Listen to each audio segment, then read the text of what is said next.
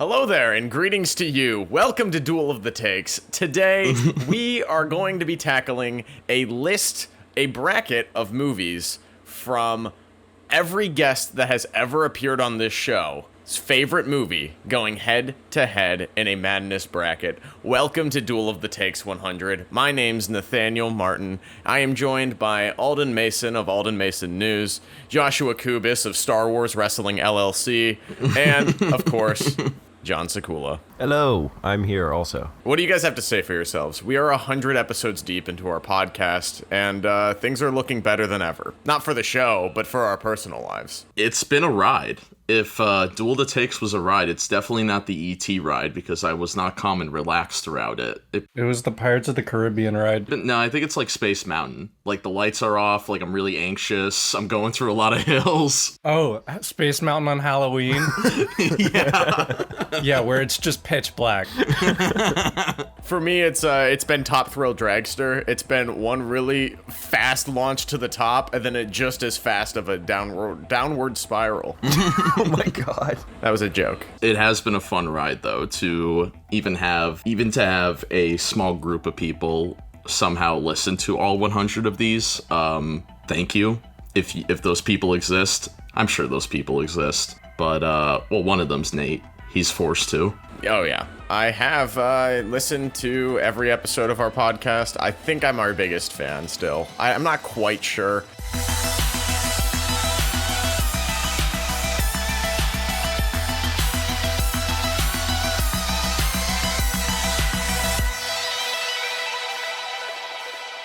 Let's just get into this bracket. We'll save the sentimentality for the end. This is going to be an absolute bloodbath. Our first fight of many to come. Can you share the screen? Of course. Why wasn't I sharing my screen? 100 episodes in. Our first fight of many to come is Inside Llewyn Davis versus Back to the Future. I'm going to give this a little basketball analogy right now. Oh boy. Back to the Future, I think, is like it's like a Scottie Pippen, right? He's like, it's a classic, top scorer, NBA champion. Inside Llewyn Davis, he's like a Damian Lillard. I like him a lot, but he's no champion. Back to the Future's a champion. Having not seen Inside Llewyn Davis, I that analogy was helpful to me. Thank you. So that analogy went completely over my head. Inside Llewyn Davis is just the Alden biopic once he brings Patches to the city if he learns how to play, like, folk music. Yeah, I could do that. I like both of these movies a lot. I think that, Josh, you're kind of right on the money that, like, Back to the Future is beloved by millions and is, like, a cultural footstone for the 1980s and also, like, 1950s nostalgia all in one movie. I don't think it's very good as a franchise. I don't care much for the sequels, but this first movie is endlessly rewatchable. And Inside Llewyn Davis is probably one of my favorite modern musicals, but it's also kind of like slow and depressing, and it's folk music, and not everyone likes folk music. But I do love the cast. Every time I've watched this movie, I'm hungover with Jory, so I just need to watch this movie in a better mind space. It has my favorite scene of Akron, Ohio in it. And it's a great portrayal of 1960s New York. Wait, your favorite scene of Akron, Ohio isn't LeBron in the Forever music video? No. That's two basketball analogies in one round, folks. Yeah, I think the vote goes for Back to the Future here. Yeah, same. Since the DeLorean is back. Is it electric? Yeah. Yeah, wait, what? This is news. This is Alden Mason news. Up next, we've got Whisper of the Heart, a Studio Ghibli movie, versus Blazing Saddles. I told you this bracket was unhinged. I don't even know how to approach this. Oh my god, that Blazing Saddles poster. I mean, if I had to pick one of these I'd rather watch right now, it'd be Blazing Saddles. No duh. Blazing Saddles is one of the best satires of all time, and Whisper of the Heart is like the 12th best Studio Ghibli movie. That Blazing Saddles poster gave me flashbacks to Lego chess on the Lego bracket. I love Mel Brooks. We'll be talking about Blazing Saddles more later. Whisper of the Heart. I'm sorry, Alyssa. I know that your birthday just happened and that this is your favorite movie of all time. Wait, it was Alyssa's birthday? Yeah. Wait, you didn't wish her a happy birthday? No. Come on. That was our first guest on the Pixar episode. If it was a better Ghibli movie, I could see a conversation happening here. Yeah, well, There's not. And I hate animation. Jory Boston's Inside Llewyn Davis was eliminated. Sorry, Jory, but thank you for your 40 episodes on Duel of the Takes. Thank you for your service. Speaking of thanking you for our service, we've got Sorry to Bother You up against The Dark Knight. This is in round 1, ladies and gentlemen. This is in round fucking 1. This is really unhinged. I'm gonna scream. There's a lot of fundamental morals I think Alden's going through right now in his head. I'm shutting down. This is tough because I think we have one of the best modern dark comedies going up against what many would say is the best superhero movie of all time. This is tough because I love The Dark Knight and it's aged extremely well, but Sorry to Bother You I think is going to go down as like one of the biggest cult classics of this era of cinema. And it still isn't popular enough. It's still not discussed enough. Yeah. So a callback to a Nate take from early Duel. Nate compared The Dark Knight to kind of the godfather of our trilogy.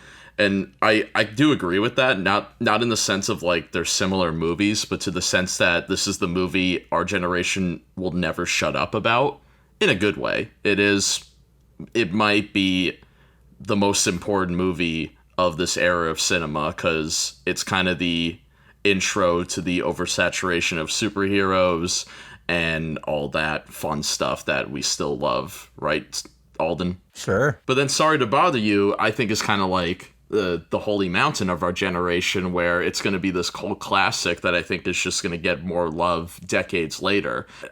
Even in the year of our Lord 2018 when this came out, it might be it might be still a little before its time. Now, when it comes to communism, I just want to make that clear.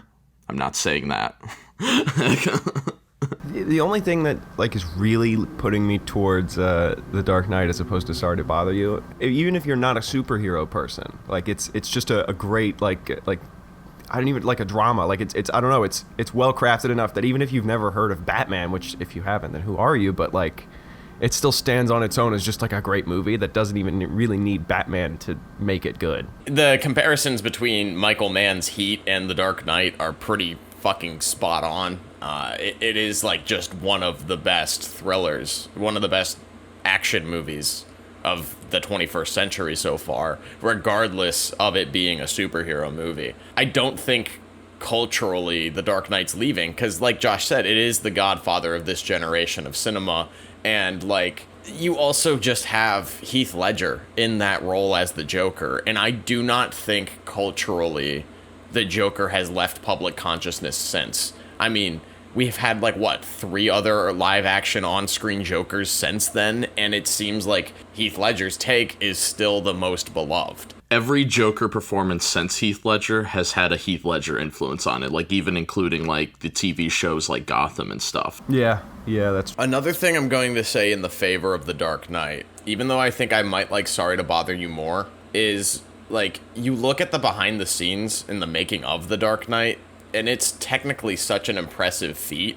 both on a like execution of its action, a lot of practical effects. You've got semi-trucks flipping over, you've got actual buildings blowing up. It is in a lot of ways similar to like the Pirates of the Caribbean movies, where it's like you couldn't really even make The Dark Knight again today. And I think the Batman was great, and it has a lot of elements, but like one for one as an action movie and as a thriller, it feels a lot smaller scale, and I appreciate that for Batman, but it's not The Dark Knight. What's crazy about The Dark Knight came out at the perfect time, because a year later, Avatar came out, and then the IMAX 3D boom hit, and then things became more CGI based, and then eventually we have these Avengers movies where it's just all CGI backgrounds, so it's like, it's just the perfect like in-between 2 eras. It felt like the end of one, but the beginning of another.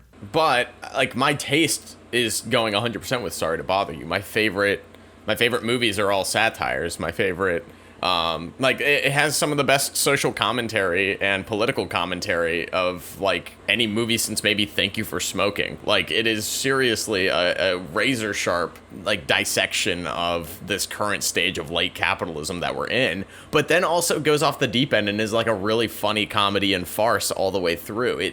It has a serious thing to say, but it doesn't take itself seriously, and I respect that so much. Like if I were to make a movie, I'd want it to have touches of Sorry to Bother You, I would never want to make a movie like The Dark Knight. Sorry to Bother You takes like that one scene in RoboCop.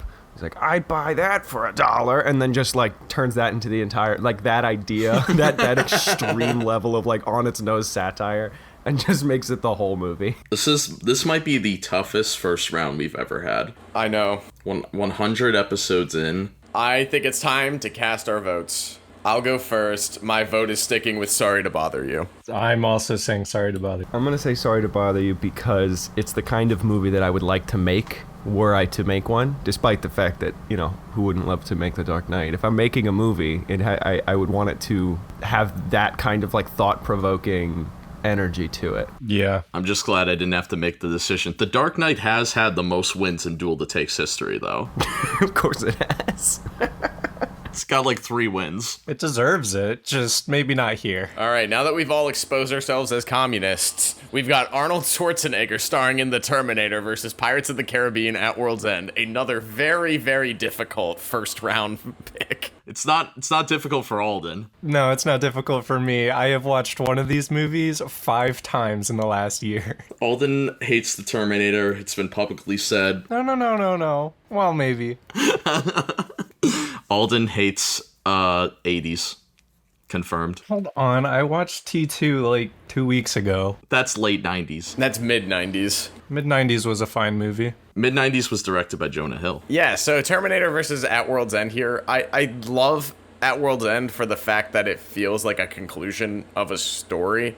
I think it has a lot of great like arcs within it. I really love Elizabeth in the movie, and it's probably the second best Pirates movie. I was talking about this the other day with some friends, but like the Pirates of the Caribbean trilogy, the first 3 movies almost just feel like 2 movies, because Curse of the Black Pearl is very self-contained, and then you have like parts 2 and 3 that just feel like one really long movie. And I think like as a whole, if you were to merge Dead Man's Chest and At World's End into like one movie, I think it's extremely solid. I think it's as good as Curse of the Black Pearl.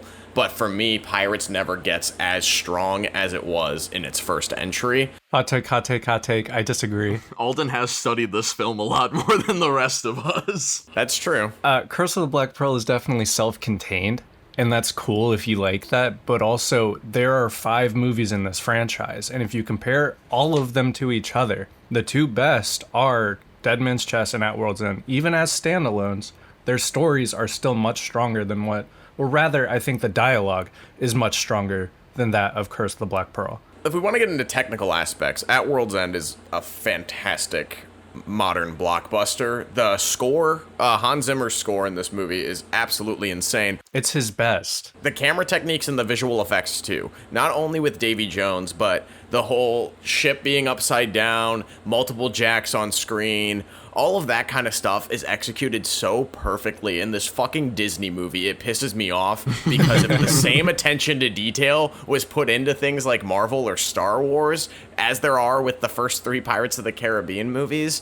we would be living in a different cinema landscape. I wouldn't be a Disney hater in that world. Honestly, even with the 2 Pirates sequels after have lower quality, but I feel like they care about like their lore and characters a lot more than other franchises. As much as people shit on Stranger Tides, like it still does interesting things with the world that's been set up, and it introduces other elements of mysticism. Like it's still good. It's still very good. It's still a great movie. I even like Dead Men Tell No Tales. I love Dead Men Tell No Tales. I love Dead Men Tell No Tales too. My biggest hot take was it's the second best Pirates movie for quite a while. I think it's the 3rd. The thing about the Terminator, though, I want to say, though, that might be a hot take, probably not for some people. I think it's one of the greatest movies ever made. It might be in my top 10 favorite movies of all time. I love this movie. I've praised it so much, I think, in season 2. I know T2's got a lot of fans, but I think the first Terminator, like, it's James Cameron's second best movie. I think it's one of the best movies of the 1980s period, mostly because it introduces us to one of the biggest action stars of that decade and the next decade, honestly, in Arnold Schwarzenegger. I mean, sure, he was in Pumping Iron and all that shit as like a bodybuilder and playing himself in a documentary, but this brought the overly buff action hero to the forefront. You had Stallone making movies like Rambo, but this finally was someone competing with him in that. So from a cultural standpoint, Terminator was huge. We also talked about this in the time travel bracket. This movie came out 1 year before Back to the Future, and I think it might be the first movie of its caliber to introduce a concept like time travel and make it its own. And I still think a lot of rules in the science fiction genre rely on what Terminator does with continuity and what it does with altering previous timelines. But at the end of the day, the movie doesn't focus on any of that. The movie focuses on a very, very simple: this guy is sent to the past to kill this woman, and another guy is sent to protect her and to conceive their child who is going to save humanity. So it's like a relatively simple and confined thriller. And I like that there's elements of this movie that feel more like a horror movie than anything else in the Terminator franchise. You actually believe that this guy is unstoppable. And as much as I love T2, and I think it's a better action movie, I never think for a second that the T-1000 is unstoppable. The sci-fi horror this one brings, and that this one, the Terminator, just feels like such an unstoppable force. And yeah, T2, that Terminator is also an unstoppable force, but not from like a visual standpoint as much as Arnold is. The Terminator is so good that I'll watch these dog shit sequels with even that gives me like a little bit familiarity with the first Terminator, and I think that's why I'm leaning towards it as but At World's End is very good, but we keep saying, is it the best out of the franchise? It is a debate. And Terminator, that's also a debate, but I don't think as big of a debate. I'm glad we got to sing the praises of Pirates, because there's no way that I'm putting Pirates above Terminator. It's just not happening. Yeah, I'm sorry, I can't do it. I'm sorry, Alden. It sounds like 3-1. Do you have any other tricks up your sleeve to try to persuade us? I mean, one of these has sea shanties, the other does not. That changes everything. Shit. Hold on, let's run it back. Dead Man's Chest has the best sea shanty, though. Curse of the Black Pearl has the best sea shanty, and that one is just recurring through all 5 movies, but... Yo-Ho, Yo-Ho, A Pirate's Life for me is just like the fucking, it's like the Christmas song of sea shanties.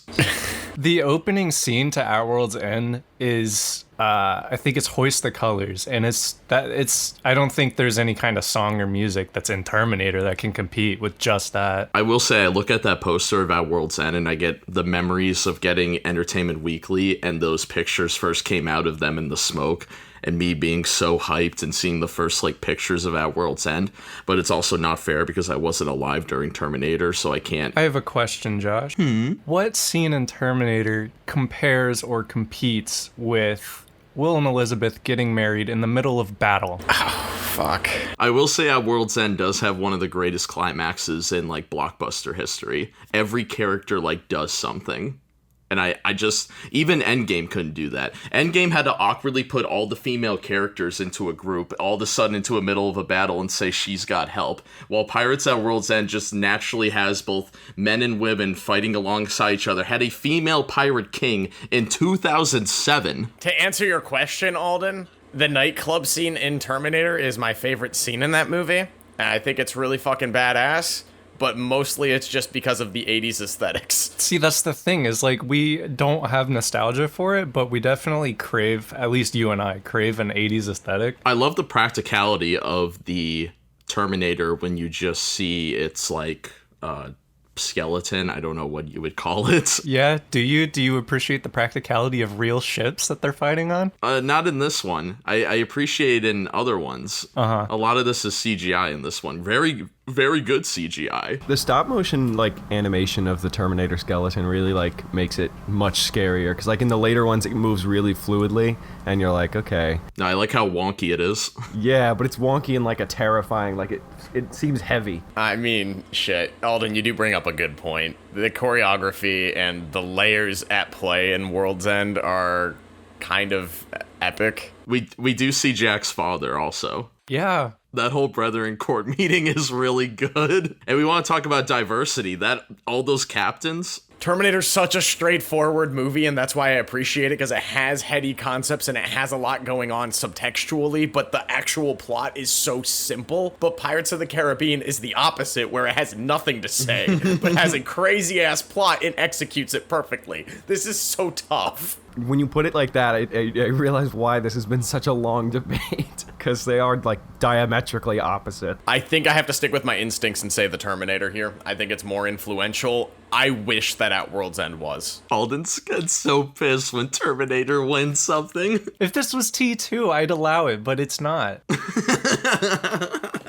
I don't like the first movie, really. Alrighty, up next, we've got the Blues Brothers versus Toy Story. I want to admit something on episode 100. I knew it. I don't admit to my mistakes often, but I want to go back to an early episode where we ranked Pixar movies. Oh, and you tortured me? Yeah. It was the first time we ever used vetoes. I wasn't a veteran at vetoes like I am now. Looking back on it, I shouldn't have vetoed and said Up. I should have vetoed and said Toy Story 3 because Toy Story 1 is far superior and it shouldn't have been number 11. It should have been in the top 10. So for this alone, Blues Brothers, one of the, if not greatest comedy of all time, but Toy Story is literally might be the greatest movie ever when it comes to animation. Like, not even joking. Like, probably the most important film when it comes to animation. It was a game changer. Yeah, it made every single Disney animated movie from, I guess, 2009 forward be 3D animation rather than 2D. Toy Story ruined Disney animation. Yeah, but it elevated the golden era of Pixar. And it was going to happen either way. I mean, like, Toy Story was just sort of the first one to really get it right. It almost was Jonah a VeggieTales story, but it got delayed. There is a timeline where we're talking about Jonah right now. Well, I think one thing that's really great about Toy Story, and we'll probably talk more on this later, but it sets up all of the fundamentals and all the groundwork of what you expect from a Pixar movie in its first entry. And I think that there's other movies, especially within the Toy Story franchise, that do it a little bit better, but feature-length movie produced by Pixar has an element of Toy Story that it's trying to recreate in some capacity or another. Blues Brothers is great, but it's on here twice, so I'm gonna go with Toy Story. Yeah, I mean, I love Blues Brothers, and I always have, but I can't. Oh, look, a speed round is next. All right, up next, we've got the Longest Yard remake starring Adam Sandler up against Michael Keaton in Beetlejuice, the Tim Burton movie. I'm sorry, this was somebody's favorite? Longest Yard was somebody's favorite movie? Christian from the PlayStation exclusives bracket that we did in season 1. His favorite movie of all time is The Longest Yard. Are you kidding me? Beetlejuice is Josh Spanier from the Tim Burton rankings favorite movie of all time. I just have to mention these names real quick, though. The Great Khali, Bill Goldberg, Stone Cold Steve Austin, Kevin Nash. You are kings in my book, but that's not enough for me to take down another movie that is probably in my top 10 favorite movies of all time. Beetlejuice is such a good movie that it has Michael Keaton playing a clown, a ghost clown. It has, you've got Alec Baldwin, who's hot in this movie. Like, hello? Like, you have Winona Ryder. You know what other movie has hot Alec Baldwin? If you say Cat in the Hat, I'll shoot you. That's what I was gonna say. Yeah, Beetlejuice is a one-of-a-kind movie, and The Longest Yard is not even in my top 10 favorite Adam Sandler movies. I'm picking one of these based on how many times I've seen them, and I've seen one of these once, and I've seen the other one at least 20 times, so I'm gonna have to say The Longest Yard. Oh my god. Come on, Alden. Where do you think the Great Khali came from when you first watched The Longest Yard? Do you think they just randomly found that guy, though? Like, what do you think everybody's origin? Because in, like, India, he's literally like their Justin Bieber. Like, he is their biggest fucking celebrity. I didn't know that. Yeah. He's super, super famous. So they just went and got him. I think that The Longest Yard, if you read into it, has some really interesting commentary on the, like, prison complex that our country has. It has a lot of commentary about more than just the prison complex. Like, it's a pretty weird script for an Adam Sandler movie. I just wish it focused on those things a little bit more, and instead is just like football. Is the original better? I've never seen it. The original's not necessarily better, but I like it more, mostly because the plot of The Longest Yard does feel a lot like a kind of 70s like pulpy movie, and I think Burt Reynolds in the lead role is like more charismatic than Adam Sandler, but this one feels more like an ensemble comedy, and it's a better sports movie too. So I guess it just depends what you're going for. I mean, I feel like we're going to talk about Beetlejuice more. There's nothing remotely creative enough in Longest Yard compared to Beetlejuice that I could say. The most interesting thing about Longest Yard is that I just learned that it's a remake. Alrighty, up next we've got How to Train Your Dragon 2 versus The Princess Bride. This is where How to Train Your Dragon Hate Hour starts. I will be conducting the session. Hold on. I literally saw this 2 days ago. How do you think Nate feels that the guy in How to Train Your Dragon grew a beard before him? It's the best How to Train Your Dragon, but that's not saying a lot. I mean, wrong, but also I don't care enough. I'll go on Princess Bride. Princess Bride is good. We can say more about that. We don't have to say anything. Is the Princess Bride the one with Andre the Giant? Yes. Oh, this is the one Landon has. Landon had it, and then also Julie, Sad Eyes, was going to nominate this movie as well. But then I told her that Landon had already picked it, and then she was like, okay, well, I'm going to pick Donnie Darko. And I was like, well, Gianna already picked that. And then Julie ended up putting A Ghost Story, which we'll get to next. Base Julie. Andre the Giant, you are a king. Rest in peace. I guess I'll weigh in my opinion here. I haven't really heard what you guys said, but The Princess Bride's one of those movies that I wish I watched as a kid, because I think I would have a lot more nostalgia for it, and I think I would appreciate it a whole lot more.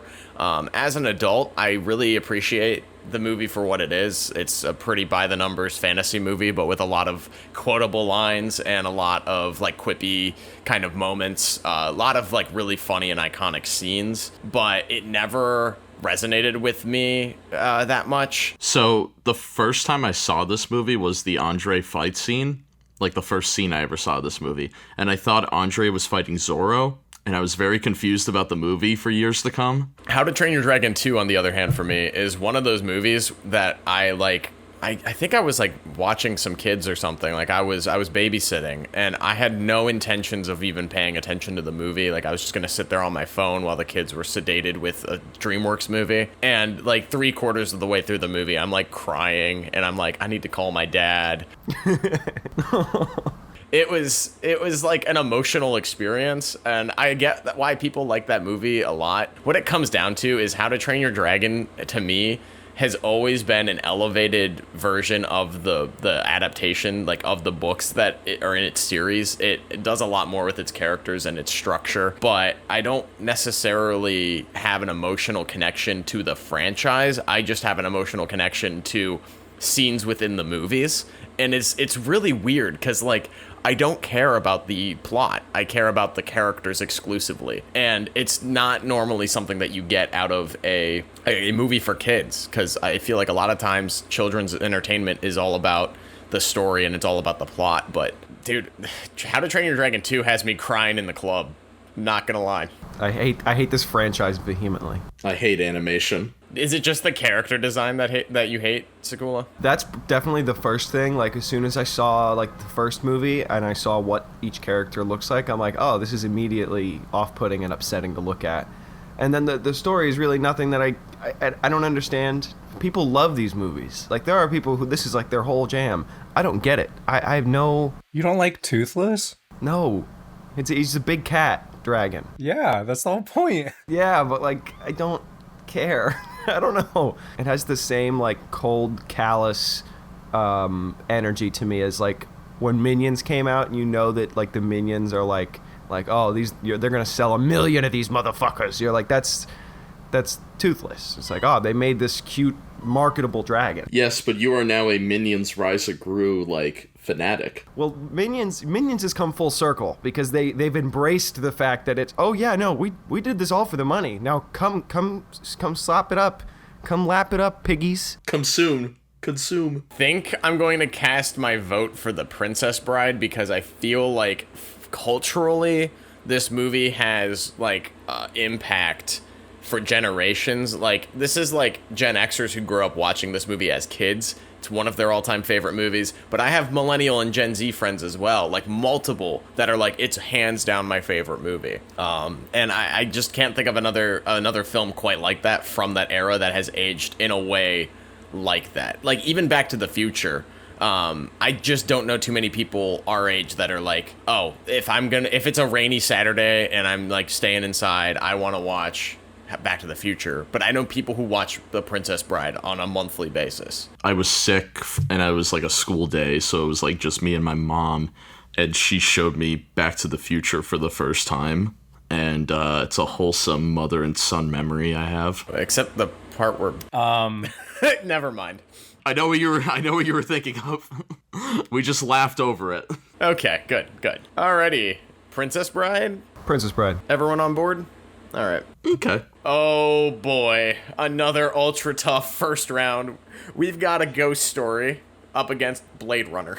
Both of these movies are probably in my top 10 of all time. They're both slow-paced movies. I think that's the only comparison I got. Some of the best shots, cinematography in both movies as well. One of these movies, like, redefined the visual language for an entire genre. So, since this is episode 102, we also have to look into the historical standpoint. A Ghost Story was the first winner of, like, not only the A24, I believe, the all-time season 1 bracket? Or no, Days of Future Past one. Season 1. It was in the finals. Yeah, it went up against Days of Future Past, and I screamed at the top of my lungs when it lost. But we had the bumper at the end of the first 15 episodes of Duel of the Takes. Thank you for watching. Please watch A Ghost Story. Yeah. I mean, I think that this movie is important to the lore of Duel of the Takes, but it's also, like, for me, and it's interesting because I've heard a lot of critique on A Ghost Story that it's, like, all aesthetic, no value. It's simply an emotional trip.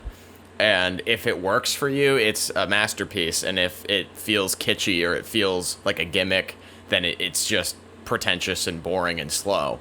But I'm in the camp where I do not know how many movies have emotionally impacted me as much as A Ghost Story. On the contrary, Blade Runner is probably one of my all-time favorite movie scores. It's probably one of my all-time favorite representations of science fiction, AI, and it has so many really, really iconic scenes, whereas A Ghost Story has, like, iconic feelings that the scenes have. Like, it's so tough. This is, like, apples and oranges, and I, like, both of these movies are in my top 10 of all time. I'm trying to find some, like, negatives here because I also think these both are masterpieces. The thing with Blade Runner, that's not the movie's fault. It is very annoying how many cuts there are. There's one cut. What are you talking about? There's 3 versions. Which one's your definitive one? The director's cut. The final cut. Whichever one doesn't have the fucking voiceover. Yeah. I see why Blade Runner is one of those, like, cult movies that has, like, elevated its, like, because it kind of underperformed initially in theaters. Yeah. And then it had a big boom on home release, and then in the 90s they put out the recut, which got rid of the voiceover, which I think inherently fixed the movie. But then they did the final cut as well, which kept more scenes from the original, but also changed kind of the narrative, and the whole is Deckard a replicant or not thing kind of has more of a definitive answer in the final cut. I like that Harrison Ford's at the height of his powers. He's coming off of Indiana Jones and Star Wars, and he's like one of the biggest names. Everyone wants to know what he's gonna do next, and he does like this movie, which on paper he's like, oh, he's a hard-boiled detective in a like neo-noir who's trying to hunt down and kill robot humans that have gone rogue. But this movie's not an action movie at all. Every action scene with him in it, he gets his shit rocked. Like, it's really, really funny to me how he gets by the skin of his teeth and feels so much like a noir of the 1930s or 40s in every element of it, where it's just a detective going, talking to people, and then shit escalates and he has to start shooting. But it has that science fiction glaze, and it has those aesthetics that are so strongly cemented to other movies that I love so much, other aesthetics that I appreciate so much. And the score and the cinematography are unmatched for this time period. Like, simply unmatched. I mean, you also got to talk about Roy Batty. Rutger Hauer is one of my all-time favorite movie villains because he is 100% in the right the entire time. And his all those moments will be lost, like Tears in the Rain monologue, makes me cry. Both of these movies make me cry. I saw a really good meme when Roy Batty said, "Give me more life," but it's the Tron franchise to Disney. I was really on the side of A Ghost Story when we first got to here, but I've just been contemplating Blade Runner because I prefer 2049, which I think is a hot take. I agree. 2049 had more time to basically like perfect it. Like, I just like it more. I don't know how to explain it. Yeah. The opening scene to Blade Runner is insane. They did 11 exposures. Then Harrison Ford's eating noodles. Yeah, Blade Runner invented an entire aesthetic, so... But A Ghost Story, nothing has emotionally captured me like A Ghost Story in recent, like, film. Not even Shrek 2? That's not recent. All right. just then watch it again. A Ghost Story, like, my eyes were, like, glued to the TV the entire time.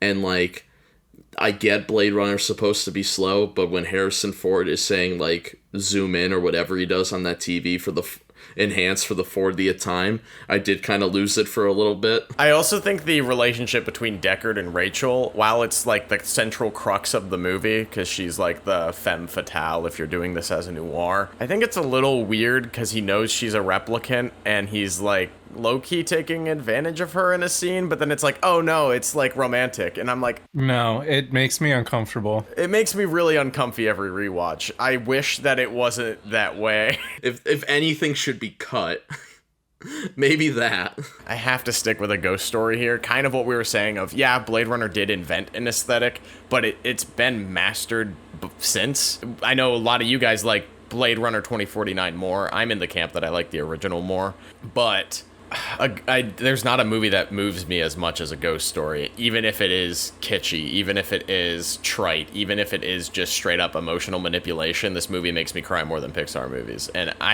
I've never had a watch of A Ghost Story where I don't have a really great conversation with someone after. I bring up the enhance scene, and I feel like the reply to it would be the pie scene, but the pie is about, like, fucking mourning, and there's a lot of deep themes to the pie scene, like, not just, like, Harrison Ford yelling enhance for 20 minutes. I'm gonna stick with Blade Runner, mostly because like I think A Ghost Story is a masterpiece. I agree, but I also don't think that, at least for me, it is like the emotional powerhouse. Like my eyes were glued to the screen for sure. I left it feeling changed, and I definitely like top 10, top 15 for me. I don't know. There's no goosebumps I get more is when they put that sheet over his body and then it like perks up. Yeah, no, it is really well done. I remember first watching that and be like, oh, okay, it's this kind of movie. Let's go. I like the song in it too. Oh yeah, great scoring in Blade Runner as well. It looks like it's tied to too. A lot of the stuff you said about Terminator, I think applies to Blade Runner, even if it was a box office flop, because it's just, I don't know. It's hard to explain without saying something that could also be a praise for A Ghost Story. I didn't expect this one to be such a tight match when I was first looking over the bracket. And I think it's time for Blade Runner to move on. We have recommended A Ghost Story enough, and it still doesn't have a cultural footprint. Blade Runner invented a subgenre. We are the cultural footprint. Alrighty, up next we've got Synecdoche, New York versus The Social Network. One of these is Matt King's favorite movie of all time, and the other one I'm assuming is Kieran's favorite movie of all time. It makes a lot of sense. But I love The Social Network. I think The Social Network is also a masterpiece. I've said this about like 4 movies now. But What a score. The Social Network is low-key college propaganda, but that's okay. Because they don't graduate, which is based. Yeah, but they still went to an Ivy League. I really want to, though, especially after watching I'm Thinking of Ending Things. No, Synecdoche, New York's a great film, and it's very similar in themes to Charlie Kaufman's other work, especially I'm Thinking of Ending Things. What I really appreciate about Synecdoche, New York is that lead performance by Philip Seymour Hoffman. I mean, the dude is a fucking powerhouse in this movie, and he's always been that kind of actor that like really leans into the dramatic implications of scenes. But when working with Charlie Kaufman specifically, because so many of his scripts are there's whole scenes that are metaphorical, like they don't actually happen. It's like a theoretical thing, and it's really hard to follow, but that performance grounds you to all of the Kaufmanisms that are in this movie. I think it's probably Charlie Kaufman's best work. It's between that and Being John Malkovich for me. Alden, did your shirt come in?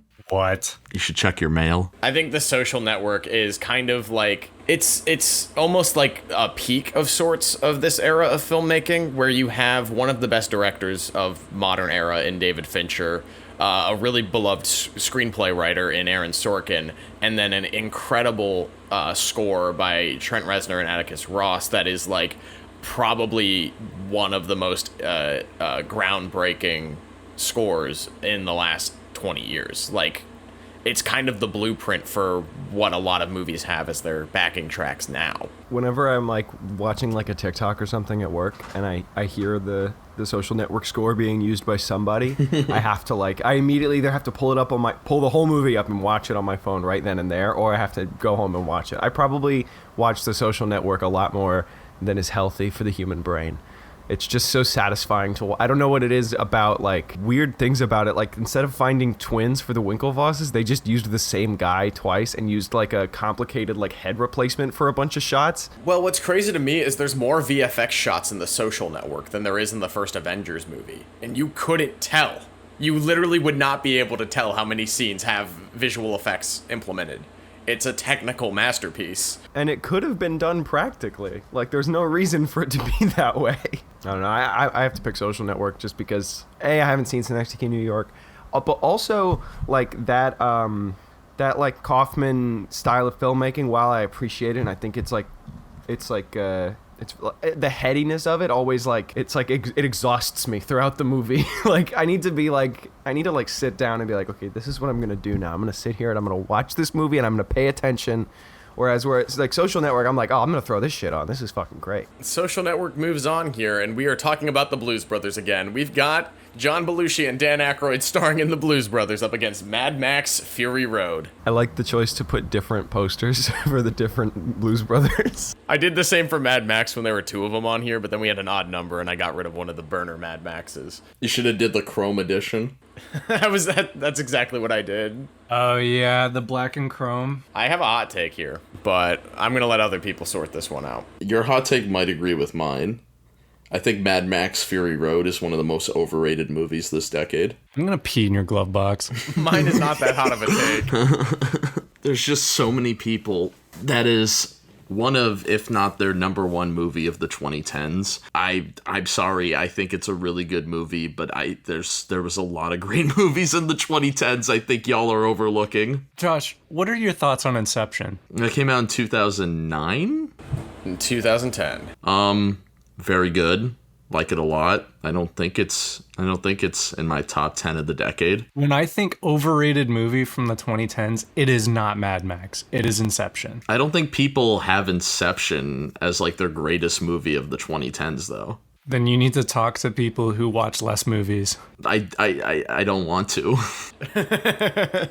The amount of praise I was given for Inception from its release till when I watched it in like 2019 was insane. And I didn't like it. It felt flat. It felt boring. It was not a good story to me. Well, believe it or not, Inception is not on this list. It's no one who's been on our show's favorite movie. That's pretty surprising, to be honest. That's why we talk to them. I mean, it isn't Grace's top 5 of all time. Grace is no longer my friend. Grace has seen that movie an unhealthy amount of times. I've seen Mad Max an unhealthy amount of times. How many times have you seen it in black and chrome? Maybe once. It looks incredible, dude. I think it's a very cool movie, but I don't think it stands the test of time quite like the Blues Brothers. If Mad Max Fury Road really had that much hype in culture, people would be talking about George Miller's next movie. Nobody is fucking talking about this Idris Elba Genie movie that came out this weekend. You did Happy Feet. I don't think it matters what director does it. I think it does. I mean, Mad Max is George Miller's baby. He's made all 4 movies. People don't follow George Miller because he's George Miller. They follow Mad Max because it's Mad Max. I don't know about that. A lot of people have seen this movie in particular without seeing any of the others, myself included. I feel like that is a very common trend for Fury Road. Yes, and that's fine. So they're not following it for Mad Max. Nobody's going to just follow George Miller. Like, the best thing he has done is any of the yeah. We've been waiting on this Furiosa spinoff for like 10 years, and by the time it comes out, nobody's gonna give a fuck. Hey, Babe Pig in the City is a great movie. I like George Miller's other work. That's what I'm saying, though. Nobody follows George Miller because he's George Miller. It's not like Nolan or Spielberg. Am I alone? I stand George Miller. Yeah, I feel like there's George Miller fans. Hi, I'm a George Miller fan. Nice to meet you. I don't know, man. Happy Feet 2 was really bad. Sakula, where do you weigh in between Blues Brothers and Mad Max Fury Road? Doesn't the Blues Brothers have like, does it still hold, or didn't it once hold the record for like most destroyed cars? Yes, it still holds the record for most piled up cars in a chase scene. One of these movies is, the entire movie is a chase scene, and the other one is not. And the one that is an entire chase scene does not have the record for most cars destroyed. That was actually one of the greatest points in this show's history. One thing I'm going to say about the Blues Brothers is, when you think of movies that are based off of SNL bits, there's good ones, and there's fun ones. There's ones that it's just like, oh, well, we have the star from SNL in this movie, and they're going to do a thing that's similar to something that they would do on the show. But there's not a single one that captures the essence of what, like, Saturday Night Live was supposed to be, of being a variety, being comedy, being a musical, being action to some capacity. And the Blues Brothers knocks every element out of a variety show in a narrative movie that is extremely easy to follow. Also, they don't make movies like Blues Brothers anymore. Like, I can't think of any action comedy that has as much attention to detail and incredible musical guest performances all the way throughout it. I think that Blues Brothers is like a lightning in a bottle type movie, and I think that trying to capture that is near impossible. Mad Max Fury Road, hot take, isn't even my favorite Mad Max movie. That would be Mad Max 2: The Road Warrior. Knew it. But Fury Road is a very, very fantastically shot and directed action movie. I think it's got incredible shot composition, very subtle world building, but at the end of the day, like, the plot of this movie is just a simple point A to point B, go back to point A movie. Also, Mad Max himself sucks in the movie. He's not the focus point. Yeah, but it's the title of the movie, though. I think that Mad Max Fury Road has, like, a lot of really, like, epic moments, and, like, it's iconic for, like, the beginning of this chase. I think Furiosa is a pretty good character with, like, not a lot of dialogue, not a lot of backstory. It's captivating. It's a very, very watchable movie. But to me, there's not really any long-term substance to it where it sticks with me beyond the visuals. And Blues Brothers is, like, one of the best comedies of the 1980s, if not the best. And I love the way that they depict Chicago as a setting in this film. They depict it so well, 2 people we knew moved there. Okay. I just think destroying 104 cars for comedy is a little bit of ecological disaster. It's awesome. Yeah, it's awesome. I'm sorry, Alden, what was that? You know how much pollution they destroyed, Alden?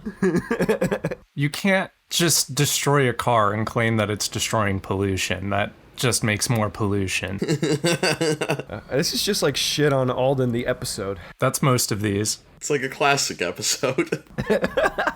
I don't know. Alden, sell me on why Mad Max Fury Road is as important as you think it is.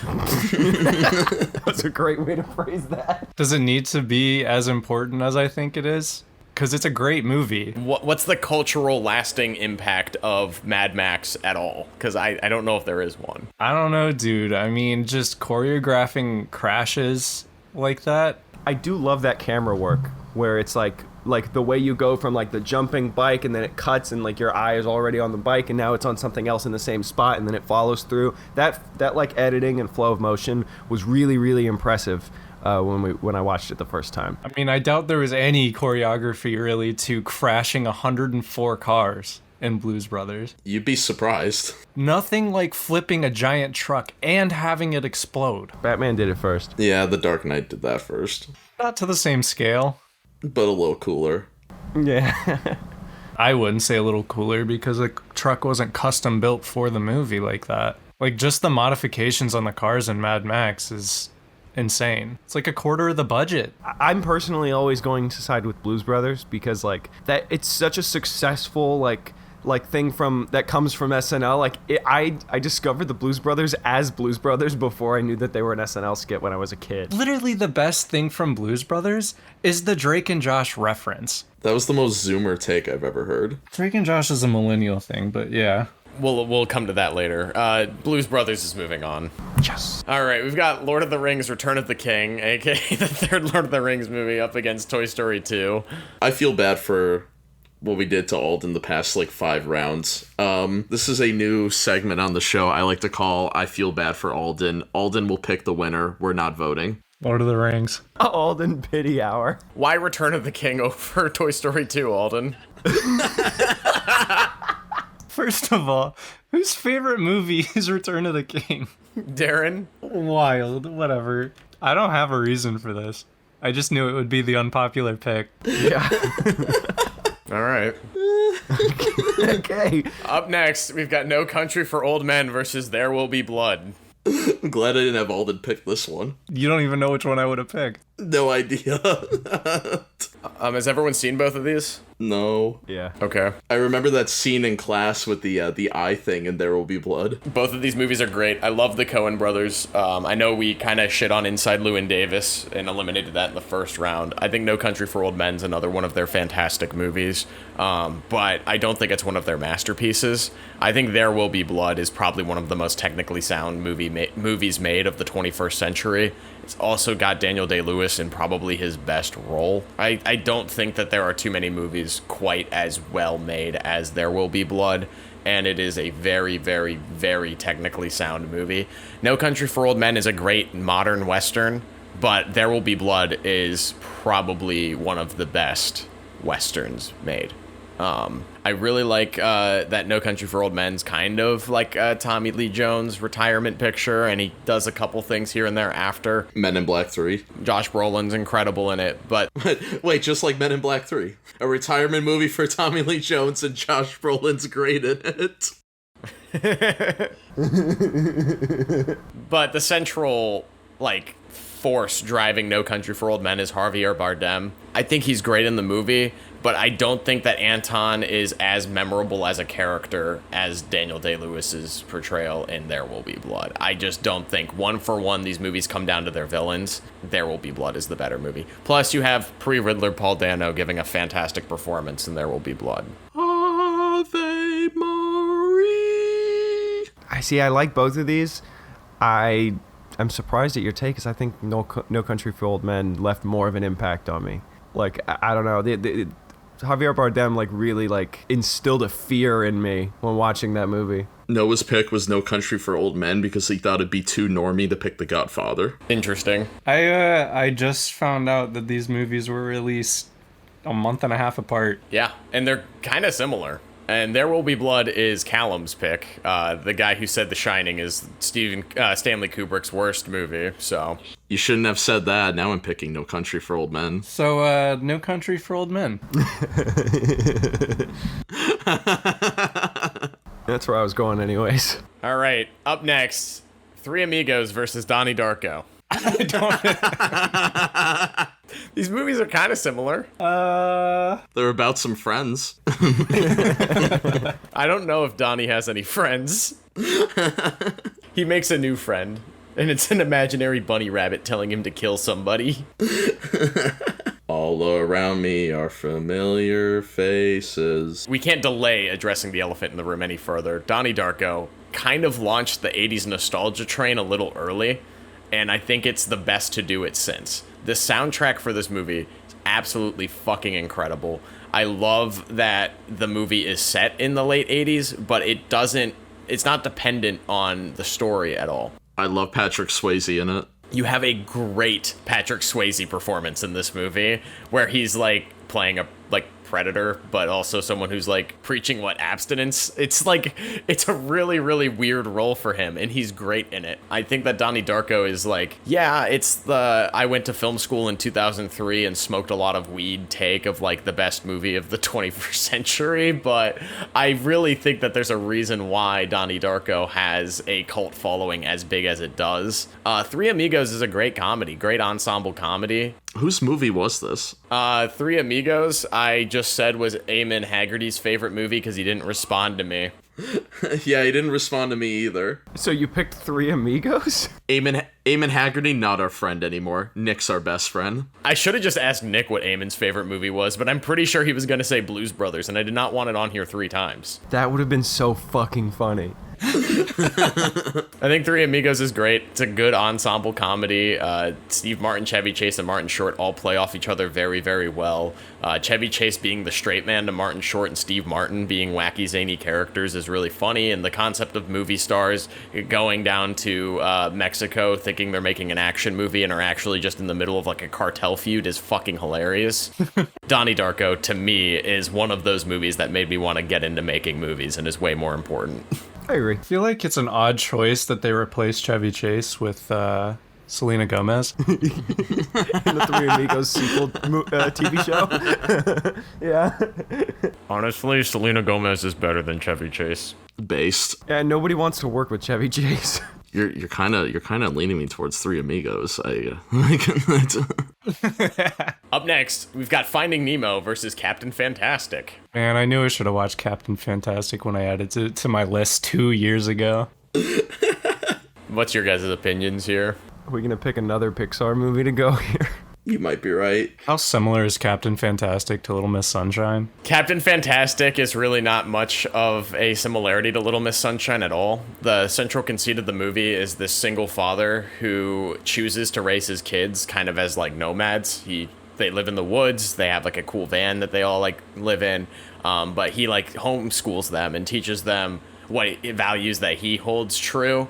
And when there's like a death in the family, he has to like reconvene with his brother's family, and the kids have to be kind of raised in a more like modern way after Child Protective Services is called.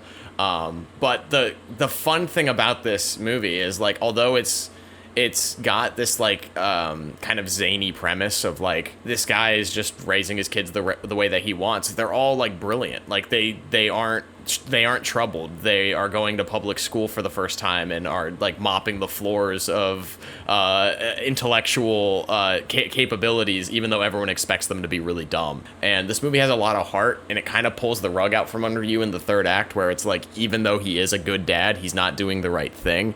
And the kids don't see it that way. And that's what makes this movie special. Oh, that would make me cry. This is actually 2 good movies to compare it to. I think that both these movies have a really interesting theme with like father and like child relationships. I think the difference is Captain Fantastic's like a full ensemble, whereas Finding Nemo is a road trip movie with a really annoying Ellen DeGeneres performance. Thank you. Thank you. Somebody had to say it. I have never Alden minded likes. her. Fuck you, Alden.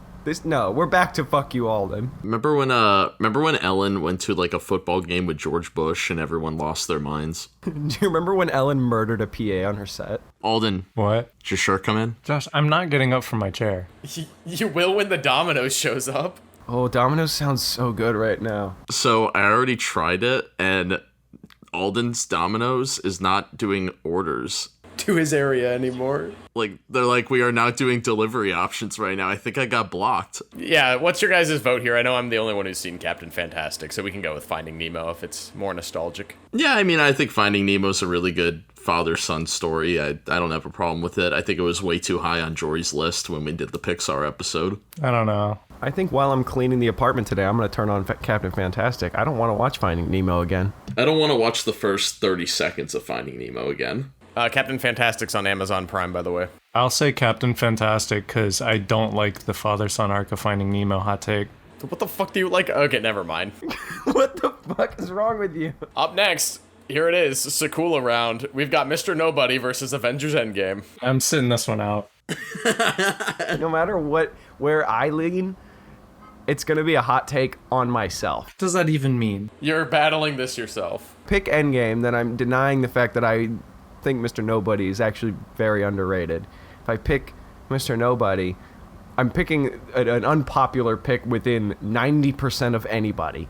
I like Avengers Endgame more than Infinity War, and I know that's a hot take. No. Yeah, it is. I just tend to like third movies, and like, I know this isn't technically a third movie in a trilogy, but it's like the conclusion to something, and I tend to like those movies a lot for some reason. And I like that the first act leaves you like guessing. Like, I have no idea where the plot's gonna go after the spoilers for a 4-year-old movie when Thor chops off Thanos' head. Yeah, I remember being in the theater being like, oh, all right, okay, I guess. Well, I like that Avengers Endgame is kind of a swan song for Tommy Lee Jones, and Josh Brolin's incredible in it. I agree.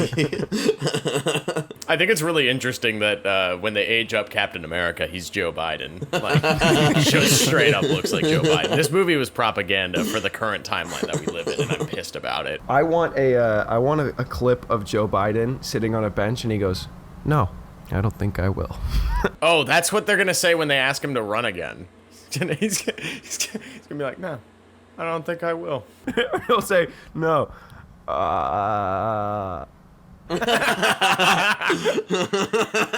Mr. Nobody or Endgame, pick one. Endgame, just because it's going to go further than Nobody, but... I'm stepping in, Mr. Nobody. You're a fucking menace.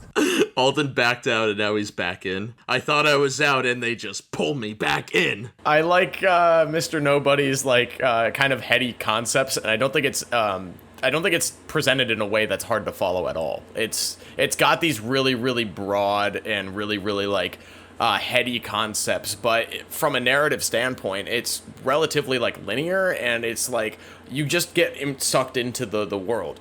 Avengers Endgame can't figure out what the fuck it wants to do with time travel, and this is the second largest movie of all time. I'm willing to go back. I just figured Endgame will probably go further than Mr. Nobody.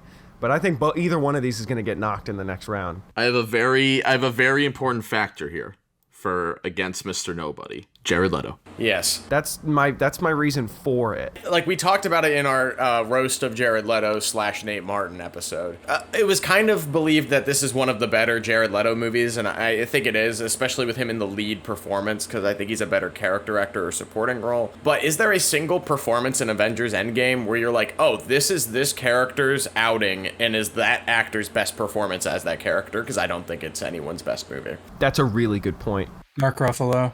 No. Shut up. Mark Ruffalo is low-key good in the first Avengers, and it pisses me off because he's not good for any other movie. Hulk in the MCU as a whole is just a fucking dumpster fire mess. Now She-Hulk's a thing. The first episode of She-Hulk was low-key kind of good. I mean, I liked Brie Larson in this movie. She didn't talk. I was about to say the only one I could think of is Brie Larson as Captain Marvel, but we have more Marvels coming, so... No, I actually really like Thor's arc ended at first, and then he just becomes a joke. Still is. Yeah, still is. Hasn't recovered since. I feel like the only other character you can maybe make a case for is Hawkeye. I was about to say Hawkeye's arc is cool. That scene with him and Natasha fighting on the cliff is pretty kino. I mean, I think it's a good conclusion for Scarlett Johansson's character. We had a really awkward movie after, but Yeah, but it wasn't. I've been swayed to Mr. Nobody again. Sweet. Mr. Nobody moves on. And up next, we've got SpongeBob SquarePants the movie versus Another Round. All right, well, I say SpongeBob, but I'll be right back. Have you, Josh, have you seen Another Round? I haven't seen Another Round yet because I thought it would hit too close to home. It will. It's kind of good. It's very good. I think it's one of the best portrayals of, like, functioning alcoholism. This guy's like, I'm gonna, like, maintain a 0.06 blood alcohol level for an entire year and see how my life goes. And it's a weird experiment, and it's a good script. It has ups and downs, and I think that there's parts where it, like, it's like, oh yeah, this looks fun. And then there's like, holy fucking shit, this is depressing. Yeah. I think that there's movies that kind of do things similar a little bit better. And I just rewatched the movie Sideways with Paul Giamatti and Thomas Hayden Church the other day. And I really like how that movie focuses on the similar concept, but only over the course of a week. And you're seeing the highs and lows of people's life in a span of a week, as opposed to a whole year. I think it's just tighter, and I think you can get better performances out of it. But, I mean, it's SpongeBob SquarePants the movie. This is a favorite to win the whole damn thing, I think. Yeah, it's hard to compare the praise I hear from Another Round to a literal movie that I've seen like a million times. Yeah, and SpongeBob SquarePants the movie is like easily the best SpongeBob movie, but also like it truly encompasses everything that It should have been the series finale. it should have. It should have. It's the peak of SpongeBob culture, I think. Yeah. And Alden has been riding that train for like 20 years now. It's like the Simpsons movie in that way. I feel like the Simpsons were like long, like irrelevant though. Like the SpongeBob like movie came out at its like literal peak. Yeah, I just think that it in the same like they're similar in the way that like the Simpsons movie encompasses everything that I love about the Simpsons. I'm not saying the Simpsons movie isn't good. I think it's fantastic. No, when it came out, it definitely wasn't like at the peak of the Simpsons. It was like right after 5 seasons of active decline, whereas the SpongeBob SquarePants movie was produced right after its 3-season run of perfection. Yeah. Yeah. It would be like if the Simpsons movie came out in 1995. Yeah, I think it just made a lot of sense for that movie to come out at that time. It was smart. Due to the way that this is structured, we are doing another round on the left side before hopping over to the right. So let's try to make this a little bit of a speed round. Oh boy. Where's Alden though? Oh wait, yeah, when's Alden back? While we have this gap in here, Nate, what has been your favorite episode of Duel the Takes? It's a tough question. I think my favorite episodes of Duel of the Takes are the ones where we go in with like a more experimental like format, and it works really, really well because there's times where we've done like, it'll come together, don't worry about it, and it's been like a good recording. Like when we first started doing drafts, I think it took us a couple to really like get familiar with that formatting. For my favorite episode that I think we've ever done, and it kind of blows my mind that it worked, was the Rankin Bass holiday special because I was just like, I want to do a tier list. I want to write summaries for each of these movies because with Rankin Bass, people know like 3 or 4 of them. And then that was a like late season 1 episode. And then as we continued tier list moving forward, we divvied up the writing for each of the summaries. And I think we found a really great way to do tier lists in a unique way that is very like replicable. And I liked that we made tier lists our own in a sort of way. And editing that episode, because it was right around the holidays, and I had to go and watch a lot of the Rankin Bass shit, it was just fun putting together and like syncing up my really cynical takes on some of those with footage from their movies to make it look like I was painting a picture for the ones I didn't care about. It was also really funny to like dive deep into the lore of Rankin Bass as like a cinematic universe and things like Peter Cottontail just being a shot-for-shot remake of Santa Claus is Coming to Town and shit. There's just a lot of fun to be had there. Blazing Saddles. He has returned. Back to the Future. Back to the Future. I'm on Blazing Saddles here, so fuck, we have a tie. Rock, paper, scissors. We're gonna talk it out. Blazing Saddles, I think, is really funny. It went Back to the Future because I feel like Back to the Future a lot of times is like the blueprint on how you want to make a very popular blockbuster. You have a likable protagonist in Marty McFly. You have a really cool supporting actor in Doc. You have a unlikable like guy you want to see like his shit get rocked in Biff. And you have like a fun like vehicle or something like the DeLorean. Like it literally like it is the blueprint of what you want to do for a fun summer blockbuster. And I think Blazing Saddles is a great comedy. The one detriment it has is that it might have killed the Western genre a little too much because now like we can barely get a good Western like every 10 years now. That's actually my in the favor of Blazing Saddles for me. There was such an oversaturation of Westerns in the 50s and 60s, and it was starting to wane a little bit in popularity. It was starting to die down. It was starting to become a little less popular. I think between 1956 and 1968, there were 151 Western television shows broadcasted on television. It's gonna be Disney Plus soon. That is on 3, and then in the 60s, 4 basic cable channels. There were over 160 shows centered around Western law, like cowboys and shit like that. God. Or 70% of the highest grossing movies of each year in that same time span were Westerns. I think superhero movies are oversaturated today, and that's not even an understatement, but they are nowhere near as popular as the Westerns were in the 50s and 60s. This movie comes out and is not only a deconstruction of the Western, it puts a black man in the lead role as the sheriff for the first time in all of those westerns. It was a trailblazing movie. It killed a genre with its satire. And I think that is awesome, and I think the superhero genre needs its Blazing Saddles. I've said this on the record, made a whole video essay about it. I think that Back to the Future is one of the greatest movies of the 1980s. I think it's a lot of fun. It's one of the most crowd-pleasing movies of all time, but Blazing Saddles still makes me laugh out loud, and I think its cultural impact is unprecedented. What do you think a superhero version of Blazing Saddles 2 could do on comparison of having a black man as a sheriff in a Western? Starring Elliot Page. Well, we have the Umbrella Academy, and they're not going to do that. I think it would have to be something along the lines of something like Sorry to Bother You, where it is more of a deconstruction of our society and our view on superheroes. And I currently think The Boys does that very, very well. So I really don't think it's even possible for a Blazing Saddles of superhero movies to exist. Yeah, the problem with that, like with creating something that would deconstruct the superhero genre so much that it would die, is that you're right, like something like The Boys or there's a couple other like well I also feel like too with like a society right now that is I don't want to say is like anti-cop, but very very sus of cops. A superhero genre dominating makes a lot of sense because it's all vigilanteism. They make fun of the fact that it's a superhero movie in it subtly while still like fully embracing it. But then you have stuff like The Boys, which deconstructs our view with like superheroes and superhero movies and celebrity culture while still actually like fully immersing itself in the genre. Like it is still a superhero show. It still is like, it still wants you to be like, oh, that was fucking sick, that was cool, and gets you hyped about what's actually happening while being deconstructing. So you would have to have something that like makes you as the audience member think that it's stupid now, which I don't know if that can be done right now. I think we'd have to have a few more like Moon Knights for that to happen. I think people are still too engrossed in it. Or I think the opposite would need to happen, where you have a superhero movie that's so ironically just a superhero movie that it's like so stale and everyone's like, fuck this shit. We've seen the same movie 1,000 times now. That might have just happened with Thor Love and Thunder. Yeah. We're at least close if that wasn't the one. Yeah, the movie's making a profit, but I feel like the MCU fatigue is actually happening. On a mainstream level, finally.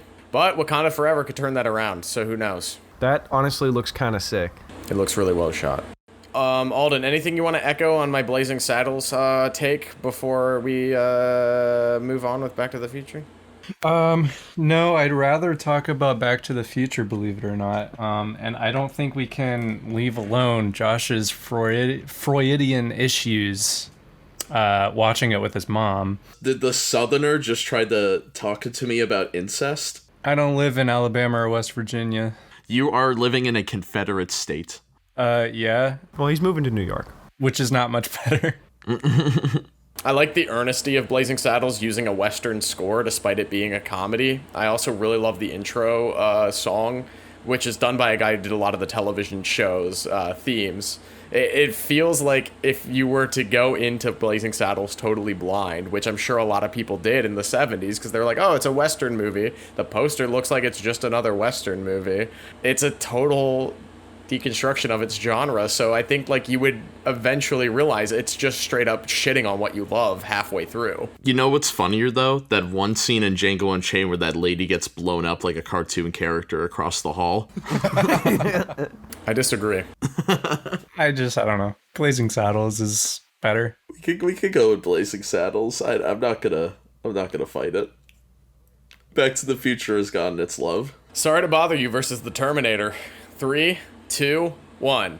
Sorry to bother you. Sorry to bother you. Terminator. All right, so it looks like we have another fight in the speed round. Sorry to Bother You versus Terminator. Who wants to lead? I'll lead. I think that Terminator is very tight and well crafted, and while Sorry to Bother You also is, I don't think that it has as much like wide appeal. I don't think it's bad. I don't want to shit on it. I don't want these two movies to go up against each other, but I gotta stick to my guns that I think that... I also don't know how much I could talk about Armie Hammer. I guess the documentary hasn't come out yet, so...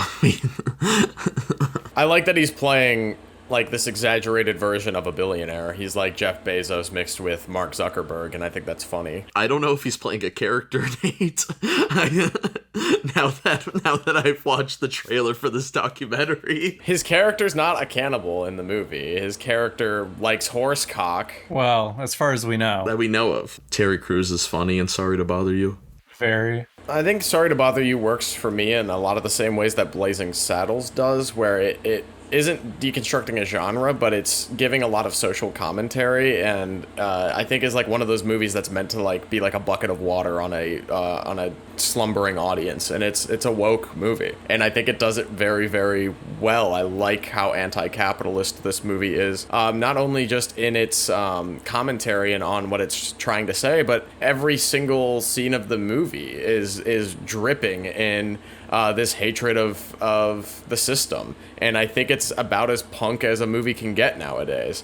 I think The Terminator is also just a landmark movie, but for entirely different reasons. And I mean, James Cameron's a fantastic director, but Sorry to Bother You, I don't think Boots Riley's making anything else. I think he had to make this movie to get a message across. And is it borderline propaganda? Maybe, but is it entertaining propaganda? Absolutely. I think that Boots Riley knocked it out of the park in a directorial debut, and I don't know if he's going to do anything else. That's a good point.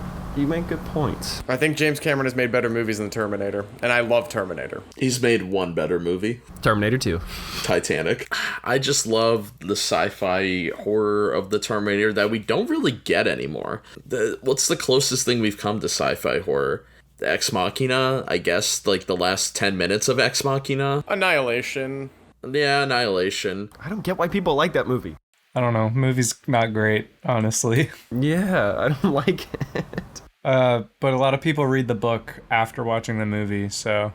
I have an interesting question for everyone here on this topic. So I think Terminator's a really tight movie, and it makes it rewatchable because like it has great pacing and it doesn't overstay its welcome. Like T2's an hour longer, and it's like it's a great movie and has a lot of great set pieces, so you're glued in. But like you can turn on Terminator any day, and you're in and out in like 100 minutes, and it's great. Sorry to Bother You's got similar pacing, but it's not as like action oriented. It's a lot of talking. I think that Sorry to Bother You is a rewatchable movie, but I think a big part of that is the concept of having to introduce it to somebody else. I personally don't throw on Sorry to Bother You by myself because I know that movie like the back of my hand after seeing it 3 or 4 times. But I love showing new people Sorry to Bother You. Yeah, me too. Do you think that Terminator edges it out just on pure entertainment value, that you can enjoy it by yourself? I think so, purely because this is anecdotal, of course, but I've tried to show many people Sorry to Bother You, and people stop paying attention. Like, they just are not hooked by it. And I don't get why, because I remember seeing this in theaters, and I was like, this is fucking incredible. I haven't seen a movie like this in forever. But I've tried to show it to other people, and it just doesn't grip them like it does me. Terminator, though, most people are going to get caught by that. Like, and it is, like you said, it's a quick in and out. There's not a lot to grasp. There's not a lot to read into, like, at least on the first, like... It is interesting with Terminator how much you do cling on to those characters in the first movie. So when you go to the sequels, like, even in a movie like Salvation, you're still caring about Christian Bale in the movie because he's playing a very significant role that like, connects to the original 2 movies. And, like, Sarah Connor, this is, like... Yeah, like, she's getting chased after this T-800, but it's the foundation for her being a total badass in Terminator 2, and then her comeback in the very underwhelming Dark Fate, but she was good in it. Yeah, you still really care about those characters, all from this one movie. And you can't really say that about a lot of franchises where even something like the MCU, it took a couple of movies for people to really care about those characters by the time you got to Endgame. For Endgame, it took 10 years of character development. It sounded like you just said Friend Game, and that sounds like a great movie. But the Terminator, all it took was this one little movie, this one little sci-fi horror movie in the 80s, and I just have a lot of admiration for that. I think capitalism wins. I'm sorry, Alden. I would never watch Terminator alone. That would have to be someone else puts it on. I would. I probably will. Alrighty, Toy Story versus Beetlejuice here. Context, Toy Story 2 got eliminated. Why is it Beetlejuice? Beetlejuice, Beetlejuice, Beetlejuice. Thanks to Alden. I still think it's Beetlejuice, honestly. All right, Nate, let's debate. Let's debate Toy Story here. I'm not gonna leave you this time. This movie is a groundbreaking film because of its animation style, but also think about this voice cast. You have the biggest actor on TV at the time, at least in a sitcom, and Tim Allen playing Buzz Lightyear. And you have Tom Hanks, the biggest movie star at this point, in the lead role. And I think like celebrity voice acting becomes a thing as these CGI movies get made after, but this is an A-list cast. Yeah, Alden, no Shrek 2 if this doesn't happen. Yeah, exactly. I think that even at its inception, Pixar was striving toward leaps and bounds in animation to make them more of an appeal to the whole family and not just for kids. And I think that is that's very prominent in the first outing in Toy Story. The underlying themes of like friendship and found family are poignant through their entire filmography, and I think people resonate with that. I think Beetlejuice is a great movie. I think it's a very funny movie. I think it's a very entertaining movie, but Toy Story is the kind of movie that it means so much to our generation, the generation before us, and anyone that was a parent and had to watch this shit 30,000 times. My parents still love this movie, and I made them watch this movie twice a day for like 2.5 years. Yeah, like Beetlejuice is a classic. I love that movie, but I don't know, if we're talking about like cultural significance, nothing gets bigger than Toy Story. I mean, everybody has a Toy Story memory. Whether you love this movie, hate this movie, saw it once as a kid, you have a memory with it. My memory is more of a nightmare, and it's the CGI baby. Not even part of the movie. So why is Beetlejuice a movie you've seen once better, Alden? Yeah, if we're talking about nightmares as a kid, Beetlejuice was kind of the king of that. Not really. It never scared or bothered me. The snake, bro? Scared the fuck out of me. The stop motion weird snake thing. When they like fuck with their faces. I was unbothered. I think the only part of it that bothered me was the, I guess, burn victims. Oh god. Yeah, you're not selling me on why Beetlejuice is better. Also, Josh, DreamWorks predates Toy Story, so don't even try that. Yeah, for 2D animation. And you know what else predates DreamWorks in 2D animation? Everything else that came out before DreamWorks. Toy Story literally started a subgenre in 3D animation that VeggieTales started on the little, but for the feature length, it was Toy Story and Pixar. Yeah, and it's ruined the industry, so... I wouldn't say that. I definitely don't think that's Toy Story's fault. I think it is. I would argue it's more of Shrek and Shrek 2's fault. It's definitely more of Shrek's fault. Shrek would not have caused Disney to start using the same engines that they used with Pixar. Yes, but the success of Shrek 2 being literally the highest grossing domestic movie does. Hey, Sakula, can you provide some insight on why Beetlejuice is better than Toy Story? We can talk all day about how Toy Story had a lasting impact, but I think that Beetlejuice is a more entertaining movie. I think it's got a lot more to say. Yeah. I think it has a more cohesive theme. I think it's better to fucking look at. Like we can gush over Toy Story and how it like. I don't know if it has more to say. Like Buzz alone goes through an existential crisis in Toy Story. Yeah, but like I don't care. Yeah, thank you. What did you care though? Watching Beetlejuice for the first time, what were the themes that you caught on, Alden? Because even as a like 2-year-old child, I understood the themes of Toy Story. Yeah, no, you didn't. And that's what made it good is because you caught the themes. I mean, it elevates it. That's what's always elevated Pixar over any other animation studio. I'm sorry I don't have Cameron Diaz farting in my face in Shrek. I have really good characters and character development and themes, but also keeping entertaining and funny. We also always bring it back to some kind of cultural significance and stuff like that, and I don't think that that's I'm not even taking cultural significance into play. I'm literally just talking about I don't know, that's kind of been the biggest thing you've mentioned. I've been talking about the quality of the film and the writing and the script. Yeah, and the quality of the film really doesn't matter when you compare it to even other Toy Stories. Okay, tell me what Beetlejuice does better from a script standpoint or anything. It was more entertaining. It was more entertaining. Hey, look! I'm Picasso! What are you looking at, you hockey puck? Come on, Don Rickles fucking kills this movie. You got Arlie Ermy as the army man, dude. Like, that's hilarious. You got the... It is good. I'm not saying either one of these movies is bad. They're both very funny movies. Yeah, but like I like Toy Story 2 more, a lot more. I don't actually care about Toy Story. And that's why you voted it out? Well, I voted it out to piss off Josh. And me! I didn't really care about that round. That's why I did the Alden feels bad round. Yeah, well, now you're reaping what you sow. Let's pick Beetlejuice and move on. Yeah, well, you just killed Sorry to Bother You, so why not make it another one, huh? I mean, I love both of these movies. I don't really lose here, Alden. I was trying to help Nate. Well, I lost with Toy Story again. Duel of the Takes is doomed to repeat itself. I'm fucking crying. Princess Bride versus Blade Runner. Blade Runner. It's fucking Blade Runner. It's Blade Runner.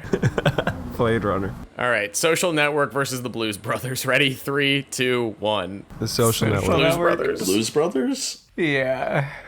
I figured it'd be split. I don't know how much I can stand by this. Yeah, I don't know either.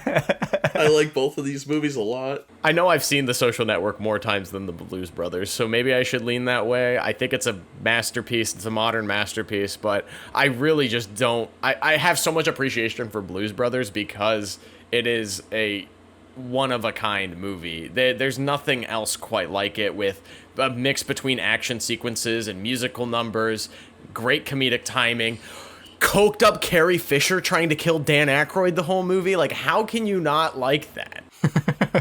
There's just been so much 80s slander this semi-round that I voted Blues Brothers. I mean, I'm not going to be mad whichever way this goes. I think both of these are great. One of them is a huge part of my childhood. But I got to say Social Network. I just think it's a superior movie. But...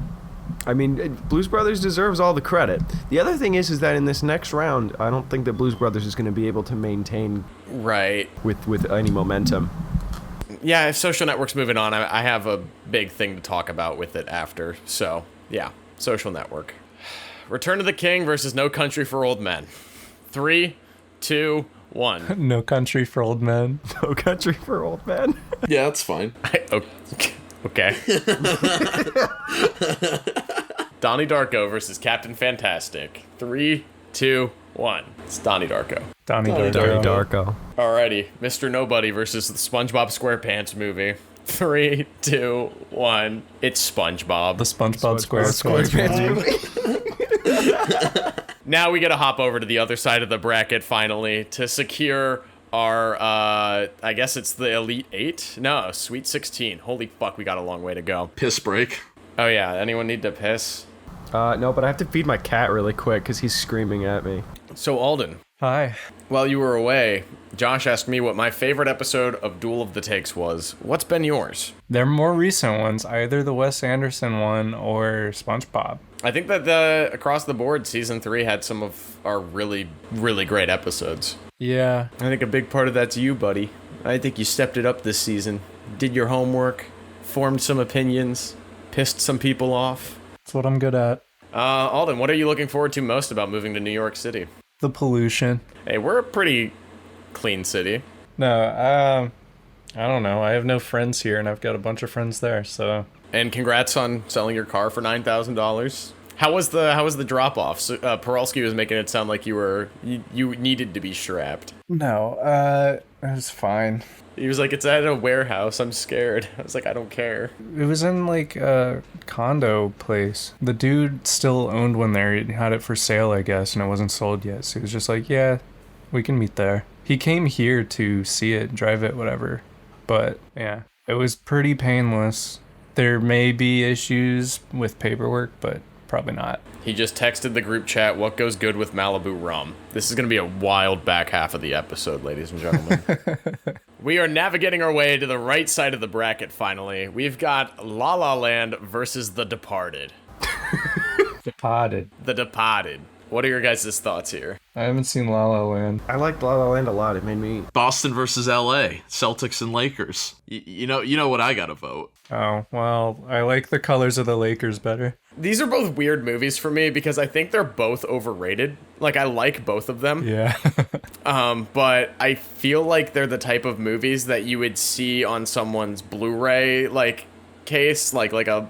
They have a bunch of Blu-rays, and both of these are there, and you know neither one of them is being watched nearly enough for them warranting being bought on Blu-ray. It's my case. Kind of like Drive being on their Blu-ray shelf, but no one in the apartment having seen Drive. I kind of want the Departed poster, like, t-shirt thing, like my Pulp Fiction shirt. Yeah. But I agree both of these movies are overrated, but I just love The Departed.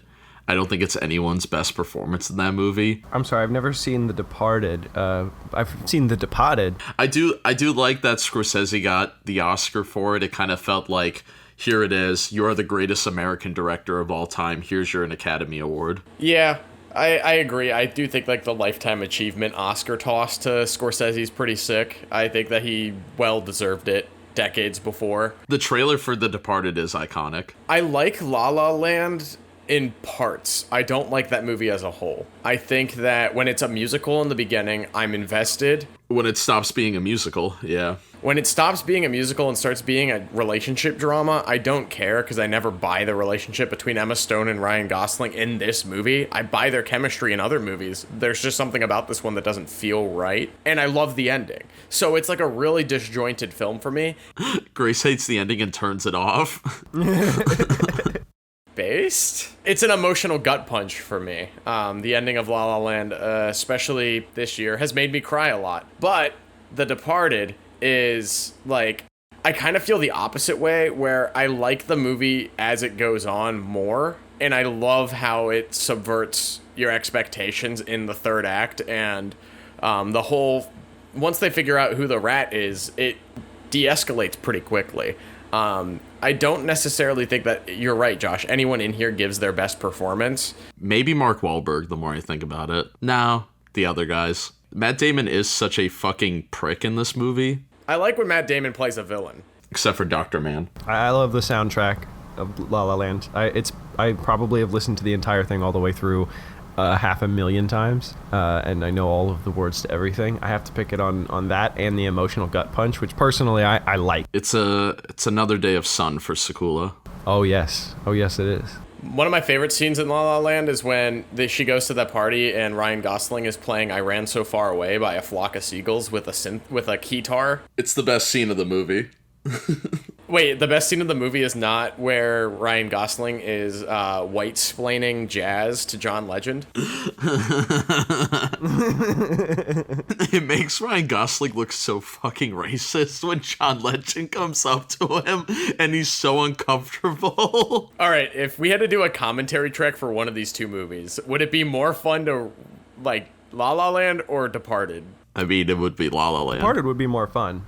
I think it would be La La Land. I think La La Land's a good group watch movie. Because once we get to the scenes where I don't like, we could just riff over them. Yeah, that's true.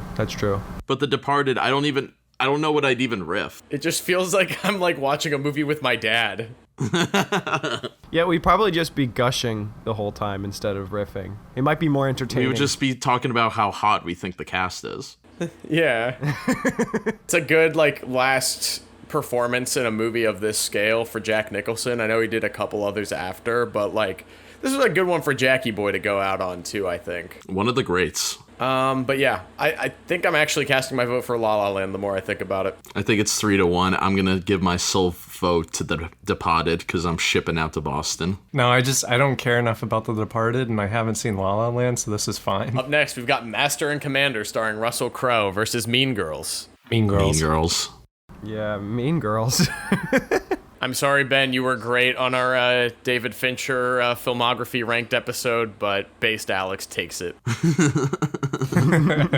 Batman, Mask of the Phantasm, up against the 1999 The Mummy. I hope Perolsky doesn't listen to this part of the episode. As the biggest Batman fan on the panel, I hope he does. Mask of the Phantasm, I think is good. But there is like 5 Batman movies I will watch over this. The Mummy is immensely entertaining and does not get the praise that it should when it comes to elevating the adventure movie genre of the 2000s.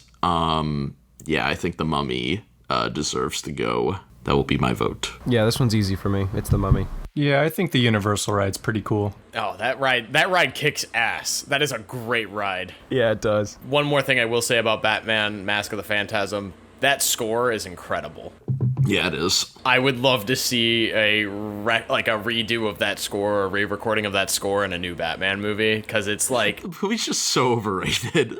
Like, it's not that good. Can we replace the score of the Batman to the Mask of the Phantasm score? Because I think that would be kind of fucking awesome. I like the Batman score. I feel like I'm like the outlier in this. I like it too. I just think I want to hear the Mask of the Phantasm score on that movie. as much as I like the bass line of Nirvana's Something in the Way, I don't think it makes a compelling Batman score for the entire movie. Up next, we've got Ghost in the Shell, the 1995 animated movie, up against Spirited Away. I mean, I guess the pairing makes sense, but this is kind of difficult to... I feel bad for Alden. No. I feel bad for Alden. This is a feel bad for Alden round. Oh, okay. All right, our second Feel Bad for Alden round. Oh, Josh, you've got to tell me which movie you think is better. Alden, explain the plots of both movies. And Josh has to make a decision not knowing which is which, because he has not seen either of them. No, but you have to describe the plots. You can't look it up. Josh, have you seen the 2017 Scarlett Johansson Ghost in the Shell? I know Nate likes it a lot. Ghost in the Taco Bell. I haven't seen Ghost in the Shell, but I would wear Ghost in the Taco Bell shirt. I'm working on it. Is that a thing that doesn't exist already? It exists, they're just all garbage. Ghost in the Taco Bell, the Crunch Wrap Complex. Yeah, so like this agent spy kind of person, right? Her name is Major. This is Ghost in the Shell, to clarify.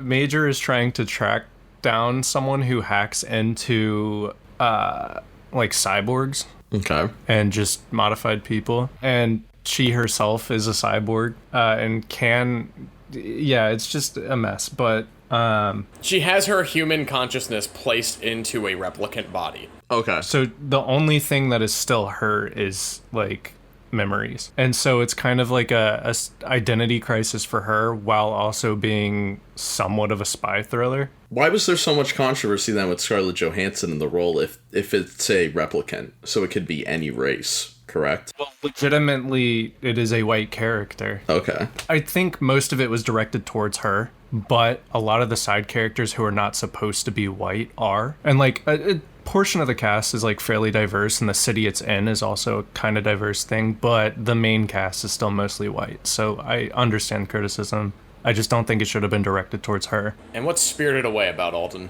I don't know. It depends on the angle you want to watch it at, but... The angle that's going to make Josh like it the most. Yeah. So this family with one kid, Chihiro, she is moving to a new town, new school, everything, and on their way driving to their new house or whatever, they stop and go and find kind of a, I guess, abandoned amusement park looking place. And when they go through, it's not that. Jeez, Alden, you should be a journalist. Alden Mason News. Chihiro and her parents stumble upon a seemingly abandoned amusement park after her mother and father are turned into giant pigs. Chihiro meets the mysterious Haku, who explains that the park is a resort for the supernatural beings who need a break from their time spent in the earthly realm, and she must work there to free herself and her parents. So, child labor with ghosts, or a robot lady kicking ass? Cyberpunk 2077. I was about to say, it's definitely Ghost in the Shell that I would check out first, because it's more of my taste. It's definitely more you. Spirited Away is kind of... Spirited Away, I'd probably cry, and it'd be an emotional trip, but I think Ghost in the Shell, It's a Pixar vibe. Yeah, I think Ghost in the Shell overall, I'd probably enjoy more. Alrighty. And we've got Tyler from Much Liked Online, aka the Get Rolling Credits podcast, favorite movie of all time. John Cassavetes' The Killing of a Chinese Bookie versus Avengers Infinity War. It's a gritty 70s kind of noir about this character who is a strip club owner, or I guess gets in over his head with loan sharks, and then it's pretty much Uncut Gems, 40 years before Uncut Gems came out. So the problem is here, you mentioned Tyler's name, and the thought of an MCU movie beating Tyler's favorite movie is very pleasing to me. Yeah, I do agree with that. This sounds like a great win. Yeah, if this was The Killing of a Sacred Deer, I think this would be a different conversation for me. Yeah, it would win. But I'm gonna do Infinity War. Oh, that's interesting. HBO Max has the director's cut as well as, I guess, the theatrical cut. Of Killing of a Chinese Bookie. Yeah. Both are good. I've only seen the director's cut once, but I've seen the original a couple times. Yeah, up next we've got Empire Strikes Back versus Grand Budapest Hotel. I don't know what to do here. Yeah, this is chaos. It's a good thing Sakula's fiance is not within earshot, because he's gonna sound like a total bigot. What he talks about. I hope she doesn't listen to this episode. It's gonna be 4 hours long. No one's listening to this episode. This is the first Duel. We had like an intermission. I didn't realize it had been like 2 hours. Time flies when you're having fun. Am I? I actually am. So, Empire Strikes Back, one of the highest praised sequels of all time. It's one of the Star Wars movies that's worth watching. You know, that says a lot, actually. It's one of the Star Wars movies. A review by Nate Martin. So Jory forced me to watch Grand Budapest back in like New Year's Day, I think. And I didn't know what to expect from it. Completely like loved it from start to finish. I wish I watched this like earlier, because I think this is like a fantastic fucking movie. I'm not like too familiar with Wes Anderson's other work, hence I wasn't on that episode, but Grand Budapest was definitely piqued my interest of other Wes Anderson stuff, because I think I've only seen this and Isle of Dogs and French Dispatch, so it's by far the best out of those three. Josh, I'm telling you this now, you would love The Life Aquatic of Steve Zissou. And I'm willing to watch it again soon. I implore you to watch the what is it, the Darjeeling... The Darjeeling Limited would make you cry, Josh. Damn. The Darjeeling Limited. Yeah, that's an incredible movie. That just reminded me, I got some tea. But no, it's one of the most creative movies, I think. Did this come out in the 2010s? Yeah, 2014. It was like the best year of cinema. Oh, look, another movie better than Mad Max Fury Road. Oh! You really think Mad Max Fury Road is better than this movie? No, but I can see why they'd have... I mean, it's a different audience, so I can see why they both are true. And actually, I was going to do some Wes Anderson slander here. Not with this movie. No, not with this movie, though. I think if French Dispatch was here, I think I might have some things to say. I would slap you. I don't like French Dispatch either, Sakula. Yeah, it's too much. It's like a Xerox of a Xerox for me. French Dispatch I saw with Jory, and it was the reason why he made me watch Grand Budapest. He's like, here's a good Wes Anderson movie, and then literally leaves my apartment. Like, I needed to watch it alone. He put it on and left. It's the most Jory shit I can imagine. Yeah. Watch this. Goodbye. So, is Empire better than your newfound love of Wes Anderson, Josh? I feel like I've been on the record that Empire is, I think, not my favorite Star Wars movie, my least favorite of the original trilogy. What? Stop. Your least favorite of the original trilogy. Absolutely, 100% agree. It goes Return of the Jedi, A New Hope, and then Empire. What the fuck is this slander? Josh and I are on monoculture right now. We are on the same wavelength. We're woke. I think it's me persuading him that Return of the Jedi is better, but who knows? Return of the Jedi, Return of the Jedi sucks. Was the most watched original trilogy movie I watched when I was a kid. The most watched Star Wars movie I watched as a kid was Revenge of the Sith, because I'm a fiend. Gotta agree on there. The prequels got more watch time in my household. Yeah, they were coming out at that time. It made sense. Wait until the next generation of people who love the sequel trilogy. Like, I'm afraid of that generation. Like, I'm shaking in my boots thinking of that. They're already here and have Kylo Ren tattoos. But the ones that are like, these were the Star Wars movies that like were in theaters when I was a kid. Like, that generation is frightening to me. Well, at least they'll have Solo. They didn't see it. Yeah. Nobody did. I think we're amongst the only people that saw it. Solo was for us, and us only. I did put Solo as my second highest. I think even as much as I love Grand Budapest Hotel, like, I think Empire does everything right as a sequel, and, like, I kind of have to throw Star Wars out of the equation on this and just look at A New Hope and what Empire does as a continuation of it. It ups the stakes. It increases the world view of not only the characters, but it makes the galaxy feel bigger. You have characters that are introduced that have a previous relationship to characters like Lando. You don't really understand the ramifications of their past, and it's just accepted. To me, it elevates Star Wars from what A New Hope is into an actual franchise, but it also thematically delivers on a giant plot twist at the end and is a significantly stronger script. I don't think it's a stronger movie, but it's a stronger script than the first movie. I have to respect that a lot. I think that Grand Budapest is a fantastic work of art, but it's not even in my top 3 favorite Wes Anderson movies. I don't think it has an emotional attachment that some of his stronger movies, in my opinion, have. I like the aesthetics of the movie, and I love the kinetic energy. I love the pacing. I love the world building, but it doesn't have that X factor that makes me fall in love with the movie and want to watch it over and over again. And I think Empire has that for a lot of people. I have to stick with Grand Budapest because I don't think that Empire stands a chance in the next round. I think I like the cast of Grand Budapest better. The acting's definitely better in Grand Budapest. Yeah, well, that's George Lucas dialogue for you, but well, no, he didn't write this one. That was fucking what's his name? He's kind of a hack, but we'll not talk. That's not a subject right now. He and his son wrote Solo.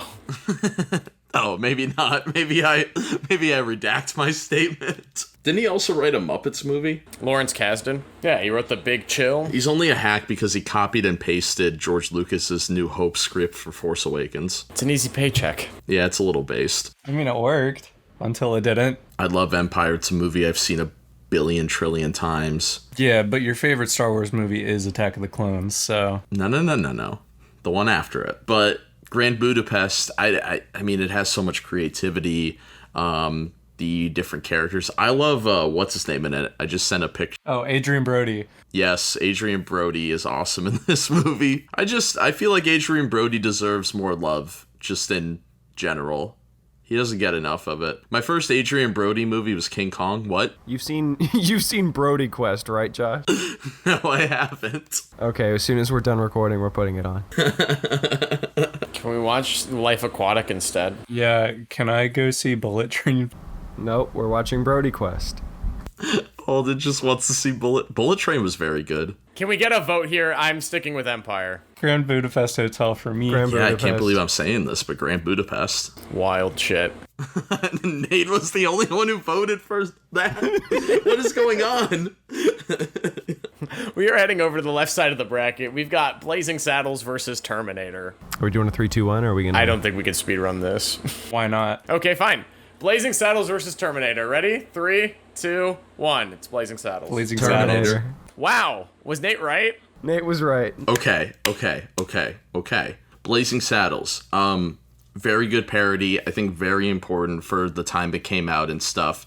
But at the end of the day, Terminator defined a subgenre, while Blazing Saddles killed a genre, which I have a lot of respect for. It's funny and based. But Terminator was such a pillar of not only Arnold Schwarzenegger's career, but time travel movies and just action things in general. Because without the Terminator, without Arnold Schwarzenegger, we wouldn't have, like, The Rock, Dave Bautista, these other action-like stars, especially Dave Bautista, who I think's going through the same career path as Arnold, starting as a guy who didn't talk a lot in the movies, who is now doing great scenes in Blade Runner and other really cool scenes. Like, Dave Bautista, I, like 3 years ago, if you told me he's trying for like an Oscar, I thought that'd be really dumb. But this guy really cares about his craft, much like Arnold did after the Terminator movies. And I think being in a movie like the Terminator made Arnold really like be particular about his roles, at least in the 80s. Not like right now, but back then, yes. Also, similarly, Batista's taking some comedy roles that he's... Same with Arnold, with like Kindergarten Cop and stuff. Exactly. So I have a stretch here. So Blazing Saddles, right? Slim Pickens is in it, okay? You know what else Slim Pickens is in? Dr. Strangelove. And in Dr. Strangelove, he rides a bomb out of a plane, waving his hat around like he's on a bull. Is that's it? That's it. I know we've given a lot of appreciation to Blazing Saddles for it killing the Western, but I think one thing that is important not to dispute and not to discredit is it's a fantastic comedy on its own, even without the context of knowing the Western saturation and its historical significance. I mean, I don't think too many people could name you 5 other comedies from the 1970s that have held up and are as culturally significant still as Blazing Saddles. I think Blazing Saddles is a fantastic script. It's a fantastic piece of art, and it's like comedies in general aren't known for aging well, and a lot of times comedies get lost to time. They aren't talked about still. And Blazing Saddles has made it 50 years of being a fantastic comedy. I do have a question, though. It's the 4th most iconic Gene Wilder performance, though. 4th. Willy Wonka, Frankenstein, the producers, and then that. I think that this is more iconic than the producers for sure, and probably Young Frankenstein as well, but I do think Gene Wilder's performance in Young Frankenstein is better than his performance in this, yes. Okay. But I think the producers is kind of out of the equation. The original version of that movie does not get much appreciation, and he's good in it, but I think he's better here. I really like the original producers, as well as Young Frankenstein. I don't know. Blazing Saddles, I think, is very funny, but... This is what I'll do. But it's for Bill Paxton. I'll say Terminator. All right. Terminator will be back. Up next, Beetlejuice versus Blade Runner. It's a little tough, actually. Not for me. This is a no-brainer. Let's go. 3, 2, 1. It's Blade Runner. Blade Runner. Beetlejuice. Are you kidding me? A Beetlejuice, I would 100% turn on before not Terminator, Blade Runner. Are you kidding me? Who cares? Beetlejuice is so... Oh, then you were just praising this fucking movie. Okay. And? Beetlejuice, okay. You were just slandering this movie. I don't see your point here. I love this movie. I have like multiple t-shirts of this movie. Yeah.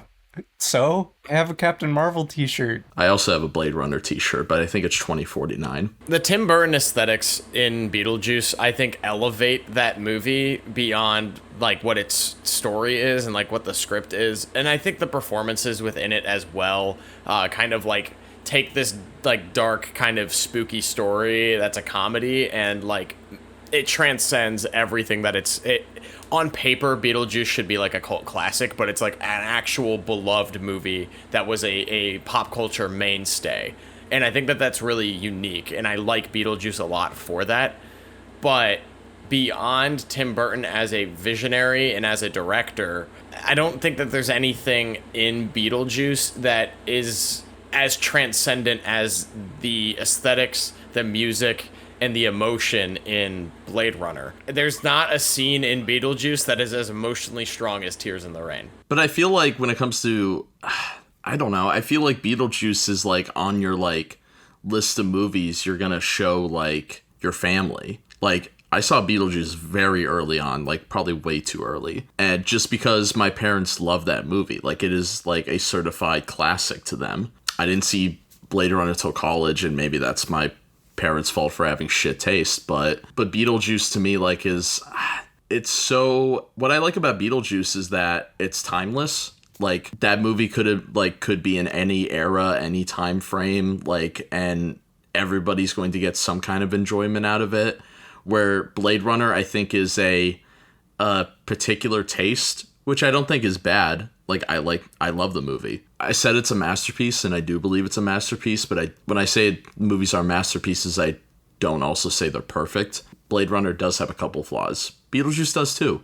But Beetlejuice for me, like, I don't know. I think of all the bits and the lore in that movie. I just love when Alec Baldwin and whatever her name is die, and they have to like go to like pretty much a DMV of like the afterlife. Like all that is so fucking creative. It's tough because Blade Runner is also creative, but I think Beetlejuice, like, I don't know, it's just more entertaining for me. I latch on to characters in Beetlejuice more than I do in Blade Runner. Roy Batty does have one of the greatest monologues in cinema, but, you know, it's one scene. Like Beetlejuice, I'm following them around the entire movie, being entertained, and my eyes are glued to the television. And I can't really say the same thing about Blade Runner until like very, very important scenes. That is worth noting that I don't have the same emotional connection to the characters in Blade Runner as I do in Beetlejuice. I think the most interesting thing that you said, Josh, that kind of was like making me question my stance was the fact that like Beetlejuice is one of those movies that is like, it's one to show your kids someday, it's one to show your family someday. And like that was the case in my household too. That was like one of my parents' favorite movies when they were like, you know, probably close to my age now. Like as Gen Xers, Beetlejuice was like a big thing for them. And I think that's unique because it is such a it's such a one of a kind movie. And my parents don't know like directors, but they know Tim Burton. They know Tim Burton and Spielberg. So it's high praise for the most casual audience to know the directors, and it's because of Beetlejuice. Right. But one thing that I think's really interesting in the contrary is that Blade Runner was a commercial misstep. It didn't make as much money as they were hoping. And it has garnered more appreciation over time from its cult audience to now. I feel like Blade Runner and its sequel 2049 are almost like pop culture mainstays. Like the movie was too ahead of its time. The movie was too much of a change of pace. Yeah. At the end of the day, it's also a throwback to older Hollywood and older cinema, being a noir and being a very true noir to it, despite its futuristic setting. So you say Blade Runner is too ahead of its time, but what happened with 2049? Like, why can't a Blade Runner movie make money? I think the problem with Blade Runner 2049 was that its scope was too big. Like, there's no reason that movie needed to have a $180 million budget. So they were fighting themselves by making it too big.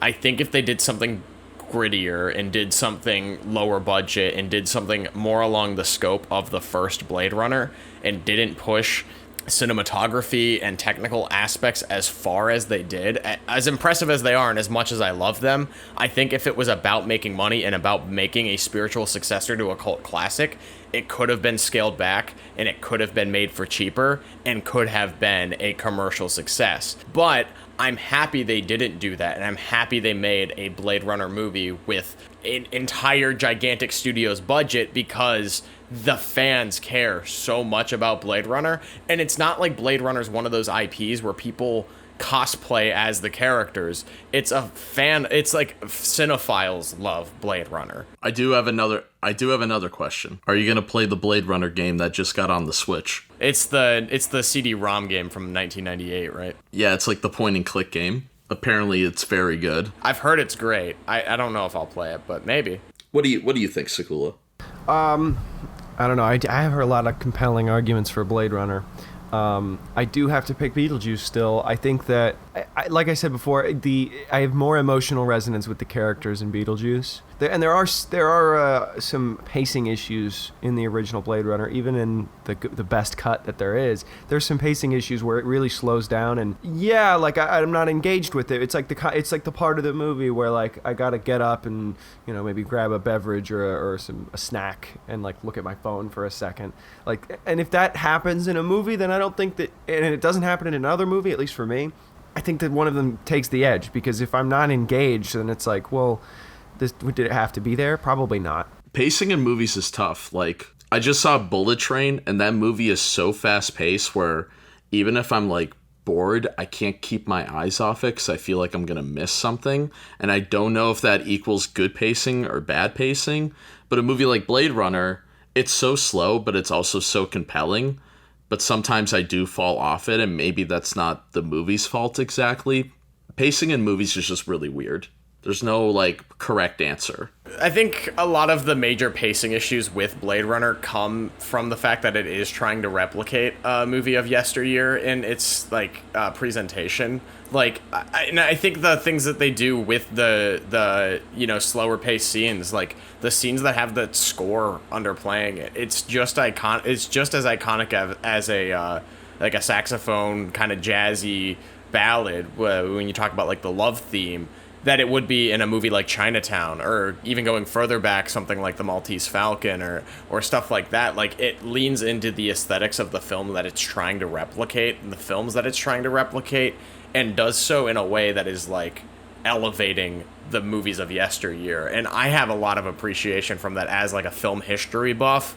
I get that the pacing is not perfect. Like, the original Blade Runner movie is probably a reason why 2049 was a bomb as well, because going back to it, modern audiences aren't equipped for that slow burn and quieter kind of mystery. Like, it's not like the Batman might be a slow-paced thriller in aspects, but it's also like, here's an action sequence, and they're split up in 20-minute intervals, whereas like Blade Runner starts with a strong setting, starts with a strong hook, you get an action scene, and then it's like an hour until the next one. And that's just not really what I think modern audiences are equipped for. I think Beetlejuice is probably, even though you were saying, Josh, it's timeless, it's kind of like a perfect late 80s, early 90s movie.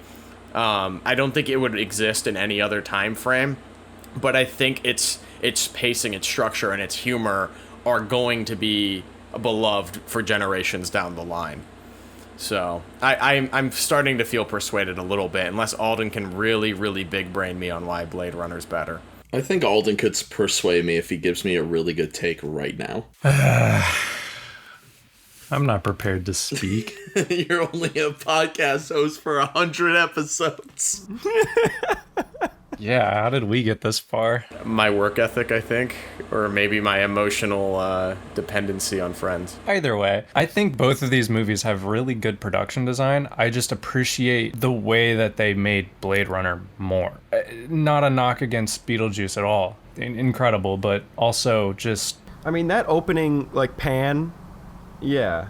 What they had to construct and build, the opening sequence alone is such a like technical feat that it doesn't compare. I'm surprised nobody's mentioned the shot of Rachel, I think her name is, smoking. Yeah. I mean, I feel like that shot alone is always talked about. I'm not a lesbian if you're asking me that. I'm gonna say it. Rachel, top 10 hottest movie characters of all time. Yes. Mommy? Sorry. Whenever Duel of the Takes returns, we'll make a top 10 list of characters we want to peg us, and it'll be be Rachel pretty high up there. For Blade Runner to have the discussions that it's got, for it to have the theming and I guess still current cultural relevance, ignoring any sequels or anything, just the different things, even as broad as climate change, depicted in a movie in the late 80s, and it's still a present thing today. Like, even if you do have an issue with its pacing, you're still going to connect with this movie pretty well. Okay. You're switching sides? That was a good take. Woo! We got one! Now we're back. Alrighty, The Social Network versus No Country for Old Men. 3, 2, 1. It's The Social Network. Social Network? Clean sweep. Sorry, Noah. Donnie Darko versus the SpongeBob SquarePants movie. Ready? 3, 2, 1. No. I want to have a discussion about the themes of this movie. I do want to start off with this situation we're in currently. Do you think it caused the second SpongeBob movie to have time travel? Donnie Darko caused the second SpongeBob movie to have time travel? No. Us talking about Donnie Darko, time travel movie, against the SpongeBob SquarePants movie. A time traveler listening to this now, or whenever, doesn't matter, in the future, went back and had the second SpongeBob movie involve time travel. Does the second SpongeBob movie involve time travel? Yes. I saw that movie in theaters and I don't remember. It's quite a mess, but I like it. I don't think we're culturally significant for a time traveler to go and do that. But even if we do become culturally successful enough for that to be a thing, I don't know if altering a SpongeBob movie's plot is a good enough solution. I don't think it's a solution. I think it's just a gift to me. Okay. Thank you. I think everyone knows damn well I'm on the camp of Donnie Darko here, and I'm probably fighting this fight alone because I know you guys grew up with SpongeBob, and unfortunately I did not. I mean, Nah, we'll fight it. I like Donnie Darko a lot, but I don't think it flows anywhere close to as well as SpongeBob does. Yeah, well, we were in discussion with Beetlejuice, which is like a movie that I feel like has this kind of like, I don't know what else to call it other than like the Hot Topic fan base, and maybe that's what killed Tim Burton in its own right. I think It's all right. Wednesday's gonna bring him back. Yeah, man, I hope so. it's definitely gonna bring Hot Topic back.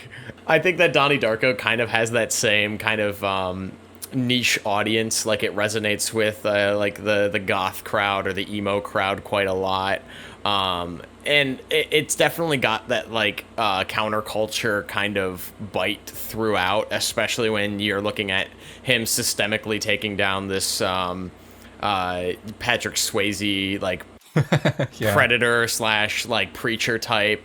There's definitely like that counterculture edge to it, but in a late 80s sense, as opposed to most punk culture stuff being 70s centered or 60s centered. I think that Donnie Darko has really, really interesting concepts that are explained in really visually interesting ways, even if they are dated, and then has a fantastic twist ending that is like something out of a Nolan movie in this kind of John Hughes inspired coming of age story. And it has so many different elements working in its favor.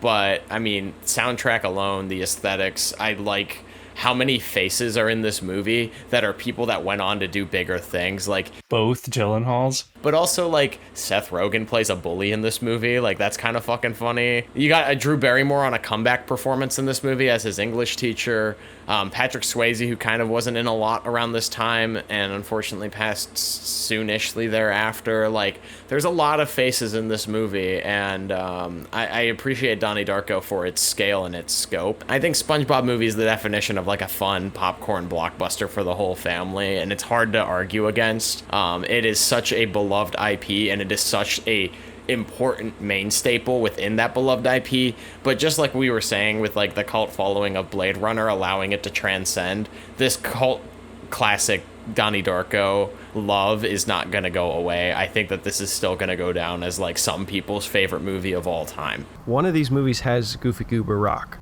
Donnie Darko. Donnie Darko does have Ashley Tisdale. He wakes up on the golf course and he's like, I wanna rock.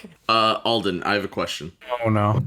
So, Jake Gyllenhaal or Scarlett Johansson, who would you take to a lovely evening on the Outer Banks? Gyllenhaal. Where are you going with this? Yeah, Gyllenhaal. I'm swaying him, Nate. I guess. I'm just flabbergasted that Alden would pick Jake Gyllenhaal. I'd be worried he's gonna like kill me or push me off of a pontoon boat or something. Well, that would be the interesting part, though. I feel like it'd be kind of boring with ScarJo. That's part of the thrill. ScarJo would just show you the script to the next movie she's gonna get like shit on for. Ghost in the Shell 2. I'm swayed to Donnie Darko purely because I think you're right. It has more staying power, and then also You have Lilo from Lilo and Stitch. You have Ashley Tisdale. You have Jerry Trainer here. I just don't know any emotion Donnie Darko gives me is as powerful as Plankton taking over the Krusty Krab. That's a lot of television buildup. Yeah. We made it, Patrick. We made it. Shell City. My cousin, who was like 10 years older than me, she of course, like, SpongeBob is like her favorite television show of all time. So she saw the movie in theaters, and at the time she's like 20 something years old, and she's like crying when they're singing Goofy Goober, and they're all getting like warm, dehydrated, and she's just bawling her eyes out. Like, I don't think there's any emotion Donnie Darko gives to me than that moment. That is years of build-up. I mean, maybe it's the Smiths fan in me, but the concept of knowing that you have to stay in your bedroom and get crushed by a plane crash in order to save the timeline is something that I resonate with heavily. If I attended math class on time and didn't take Trevor to the airport, I would have been Donnie Darko. Oh my god.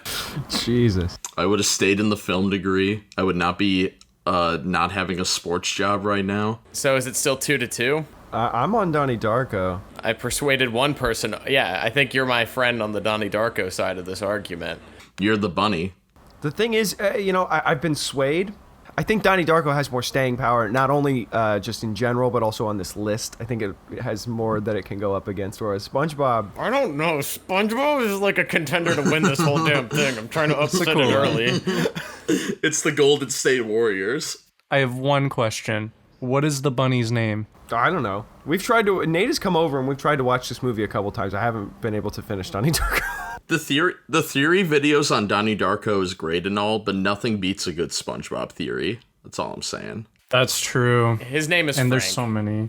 His name is Frank. We got anything else?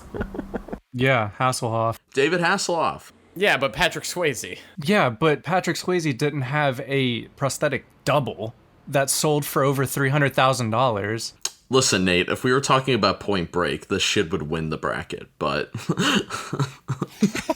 Notice how no one's favorite movie is Point Break, Josh. Me, I'm the Point Break favorite movie. Well, maybe you should have been a guest rather than a host. There's a timeline where I just leave. I leave after the A24 tournament, and I am just a guest. All right, on the right side of the bracket, we got La La Land versus Mean Girls. La La Land. Mean Girls. It's Mean Girls. Yeah, Mean Girls. I was gonna fight La La Land, but I'm not strong enough. Alrighty, The Mummy versus Ghost in the Shell. 3, 2, 1. It's The Mummy. The Mummy. Ghost in the Shell. The Mummy. All right, Alden, I want to hear it because I love both of these movies a lot, and I think I like Ghost in the Shell more. But I mean, The Mummy's one of the most watchable movies of all time. It's making me want to order Taco Bell. Like, yeah, I agree, but that kind of comes down to only it being just an action movie. Like, it's a great action movie, don't get me wrong, but action movies tend to be just more put on and watched than... These are both action movies. There's so many action scenes in Ghost in the Shell for a 95-minute long animated movie. Yeah. So they're both action movies. Yeah. One of these has a lot more depth. One of them has Brendan Fraser. Yeah, one of them was my Bi-Awakening. Not Looney Tunes back in action? No, it was probably The Mummy first. Brendan Fraser's like side bangy thing he's got going on with his hair is one of the most iconic hairstyles of the 90s and 2000s. Maybe the best middle part in film history? Is this on the Mount Rushmore of middle parts? Yes. Yeah. What else is up there? Like fucking just Johnny Depp in general? Yeah, I guess. Leo and Titanic? Yep. Leonardo DiCaprio in the Titanic? Who would be the fourth? All right, no, we got this. Not Tom Cruise in Mission Impossible 2. I refuse. Absolutely not. Because he hasn't had it since, so he knows it's bad. Here's a hot take. It might be Timothée Chalamet in Lady Bird. Yeah, that's not a bad option. That dude was like the definition of the middle part revival. No, hold on. Drew Barrymore has a middle part in Charlie's Angels. Yeah, but I think we were exclusively talking about it on Men. Men, the men. Men. Wait, it could be Ashton Kutcher. Speaking of men. No. No. Ashton Kutcher's got more of the bangs. He doesn't really part it. Okay, so is it The Mummy here? Yeah, it was 3-1. I don't even know why I was given an argument. All right, Avengers Infinity War versus the Grand Budapest Hotel. Ready? 3, 2... Wait, no. Sikula, why Infinity War? Damn it, I got a slander. I think that Infinity War is one. It's definitely like, it surprised me how much I liked it. I've watched it more than probably any superhero movie ever. I love the fact that the fucking heroes lose. I love that it's like, it's not even it's like not even their movie. It's Thanos' movie. That shit gets me. It's cool as fuck. I mean, counterpoint, there were no stakes. We already knew there was going to be a part 2. Like, none of it was a surprise that they lose. That was just a guarantee. If all the original Avengers got snapped, I would have been more like, oh shit. If I had a steak right now, oh boy, I'd fuck it. Yeah, the fact that we didn't have a guess for The Lighthouse isn't anyone's favorite movie, little sus. True. Yeah, what's up with that? Infinity War was the Atom pick. Yeah, the Adam Project pick. I think I'm on Grand Budapest on this one, just from a film appreciation standpoint. I think the Grand Budapest does a really good thing with like placing itself within history, but it not feeling like specific at all, and it feels like a blend between a fairy tale and like real life, and I think Wes Anderson captures that perfectly. Avengers Infinity War is a really effective movie as like a middle part in a franchise and as like a middle chapter, but But just because the fact that another Avengers movie was greenlit and right around the corner, it does undermine everything that this movie does right. But I love the characterization of Thanos, and I agree with you, John, that like they get the villain right, and that's something that Marvel does not do very often, and it deserves a fuck ton of praise for it.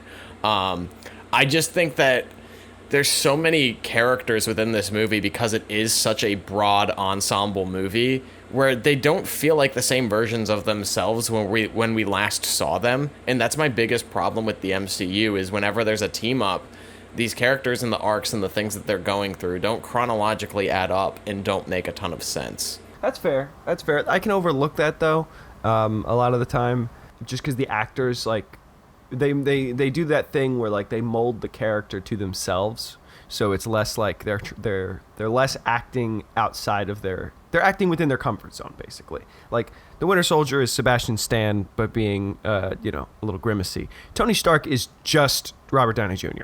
They're the same person. Chris Evans is Captain America. Like, you know what I mean? Like they mold the character to themselves, so it doesn't bother me that much because they fall right into the role so quickly. I know we hate this argument, but if we talk about cultural relevance, this movie Infinity War was memed to shit. Like, every line was almost memed. It is a very reminiscent movie.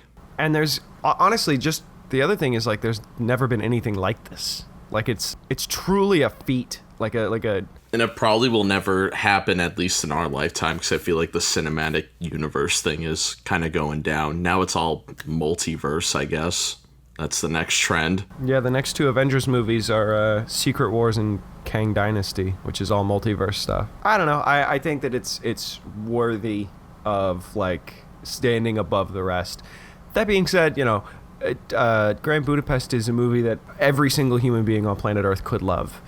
It's not it's so appealing. I don't know.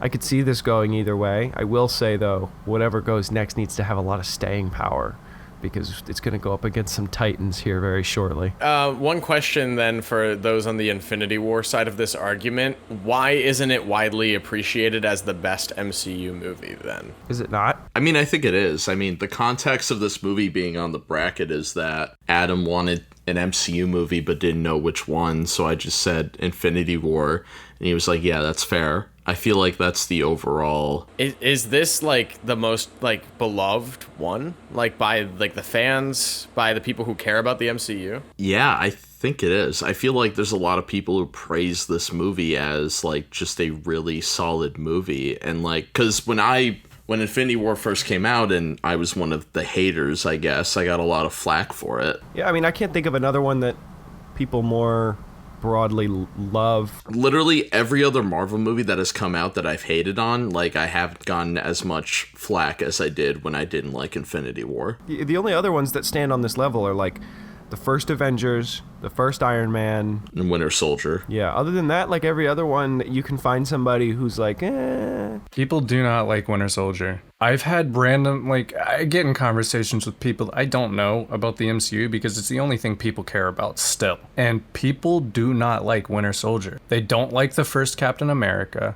They like the first Iron Man. People like Nicholas Foreman do exist. If somebody doesn't like the first Avengers movie, I need you to direct them at me so that way I can... Go watch the trailer. The trailer is really bad. Yeah, it didn't age well. No, but I think, like, the most universally accepted as one of the best, not necessarily the best, but one of the most liked is Black Panther. And I think Endgame is a more popular MCU movie than Infinity War. I think people still like the conclusion of the heroes winning. I don't know, but I think like Thanos snapping and like all of those references, like all the Thanos quotes, like, I don't know. I feel like Infinity War, that was such an interesting time in the MCU and just in like movie culture. It was the peak.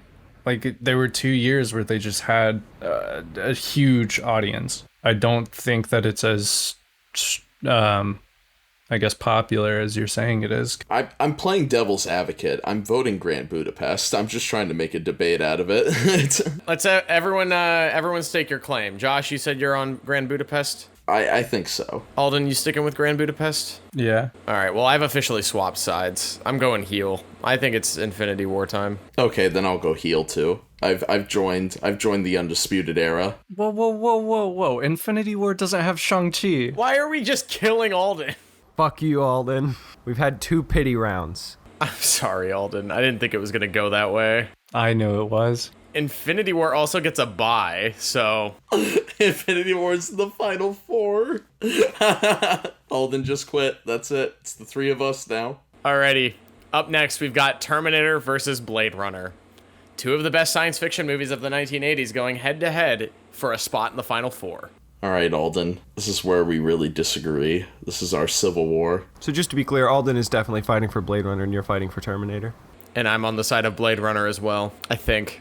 I could be persuaded. No, you can't. I think that Terminator's a tighter movie. Yeah, definitely. Definitely a better paced and tighter movie. I just care about the fundamentals of Terminator more. Like, I care about more what's happening after. Blade Runner 2049 didn't have to fucking exist, and that's completely fine. Yeah, I agree. Whoa, whoa, whoa. Which is a positive and a negative, but Terminator, like, creates this really interesting universe that even if the movies are dog shit, I want to keep learning about. No, you're just stuck in a consumer cycle. It doesn't matter about the actual property. No. Don't talk about consumerism. All you and Perolsky do is watch IPs. Consumerism. You watched At World's End how many times? And At World's End is better than Terminator, but here we are. It's not. It's not even close. That's not even true. Yes. Okay. So... both of these movies have really interesting, like, concepts brought up, and one of them is more of a focal point within it, and the other, it's, like, the glaze that carries us into Terminator becoming a franchise, and that is, like, the concept of AI becoming self-aware. It focuses specifically on that, like, concept of artificial intelligence becoming self-aware, and is not really a noir at all. It's more of, like, an esoteric kind of thought piece, and I think that Blade Runner takes that concept and stretches it out into a narrative that is extremely enjoyable to watch, and you kind of fall in love and find that the replicants are more humans after all than the humans themselves in this movie. And Terminator has, like, underlying themes of what the future could look like with AI, but I don't think that those themes really get addressed and are a focus point for the franchise until the next movie. But I feel like that's for the negative. The scene in Terminator 2 where, like, the fucking, Arnold shows his, like, metal arm to the black guy, and then he's gonna explain, like... Miles Dyson, you racist. And then he's gonna explain the entirety of the thing. I'm like, no, I don't care now. This is too much. That's why I like the first Terminator movie. Yeah, it gives you a very simple premise. It's like, here's what's going on, chew on this. And then if you want to draw any kind of, like, conclusions or lore, it's like, because it is a horror movie. Yeah. So all of that's left to your imagination. It's like what you don't show. Like, you're not seeing the shark. Like, the Terminator was definitely set up, at least in the first movie, to be, like, almost like a slasher villain. And then it turns into this action franchise, which I think was a detriment to the franchise, which is why I don't like Terminator 2 as much, because you have the Perolsky and the Nicks of the world that will go nuts over these action movie Terminator stuff, but that wasn't the premise of it. Well, then I don't think it does enough with that theming to warrant this being a truly scary movie, because I think even within the first Terminator movie, it starts as a thriller and becomes more of an action movie as it pays off and as they're getting rid of the T-800. I found it pretty scary when I first watched it. Like, Sakula and I were talking about earlier with, like, how when it's, like, in its skeleton form or whatever, the way it walks is weird. Like, it feels like a scary threat until literally the very end of the movie when they finally kill it. And all slasher movie villains do that thing where, like, the first part, the majority of the beginning of it is all like horror and, like, what's going on. There's this unstoppable force, and then they always turn into some kind of action movie by the end of it, because once you lift the veil and you're like, we know what's going on, that's the only place it can go. I think the mistake that Josh is saying with the previous movies is that there's no pretense of horror in any of the rest of them. And that's in Terminator 2 that works, but like that shouldn't be the norm. That should have been the cool follow-up, and then we go back. Yeah, the horror roots, definitely. I also genuinely thought it was scary the first time I watched it. I was like put on edge. That parking garage scene, I'm like, holy shit, this would be terrifying if this happened to me. Or where he literally punches a fucking hole through that guy. I'm like, this is, think about it, like your slasher villains have like knife hands or a machete, and this guy, it's just a naked man. He's like, that is truly unsettling. Alden, I need some help here. It's been said. You guys kind of mentioned it a little, but like, Whose favorite movie is The Terminator? The Terminator, that's Nicholas Alexander. Wow, thank you, Nick. Even though I just shit on you about your Terminator 2 take. You're based, actually. Andrew Perkins' favorite movie is Blade Runner. Oh, yeah. based. Alden, so you're siding with the British? What's going on here?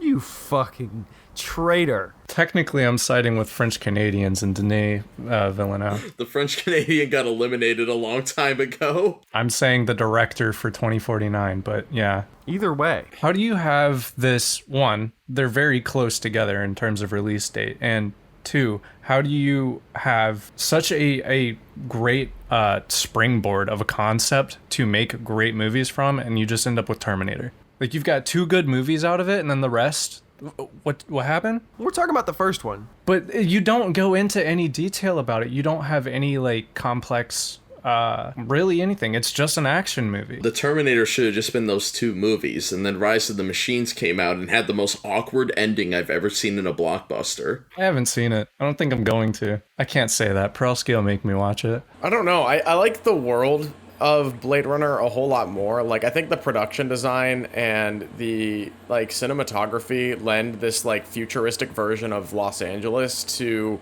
I feel like that's not fair though, because the Terminator is just supposed to be our world.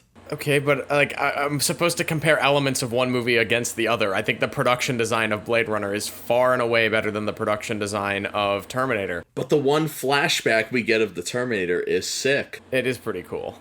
It's short, but it's enough to be like, oh fuck, the future is scuffed. Like it's enough. It's enough to sell you on the concept. I agree. Just from an aesthetic standpoint, like the amount that Blade Runner has contributed to pop culture is insane. Like the whole cyberpunk aesthetic, the whole like a lot of. Like, I'm not an anime guy. I like Ghost in the Shell, but that's a lot of Japanese animation owes tribute to Blade Runner for its world building and for its central conceit of what the near to distant future looks like.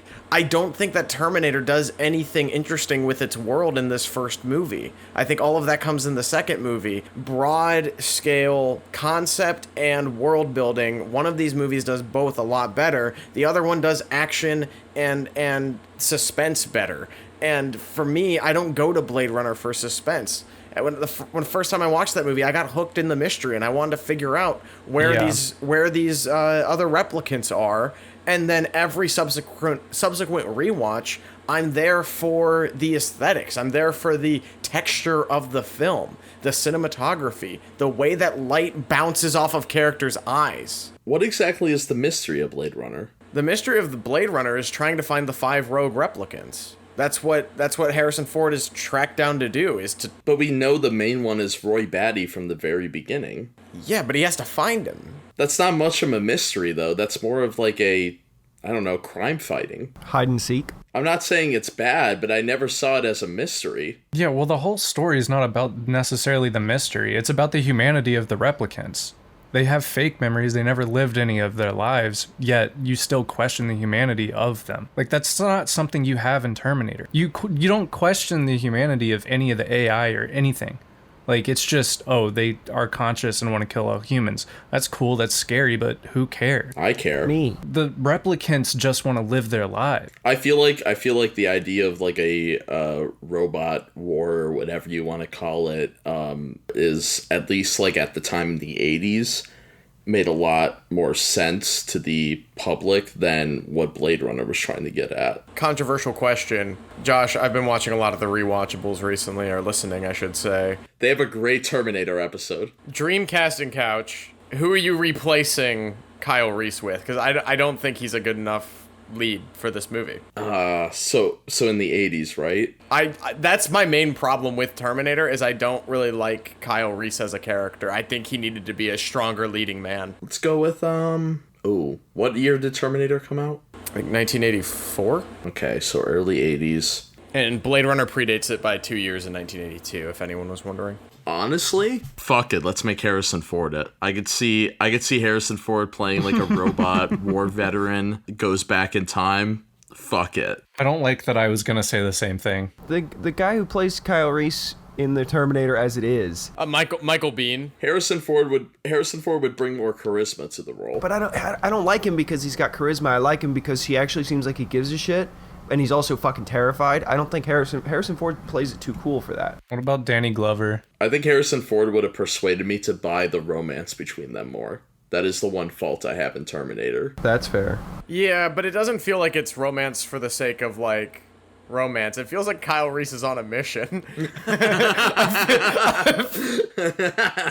No, it does. I feel like that this is like a perfect Ryan Gosling role, but he wasn't acting then, so... Now that would have been a good one. I'm trying to think who was the 80s version of Ryan Gosling.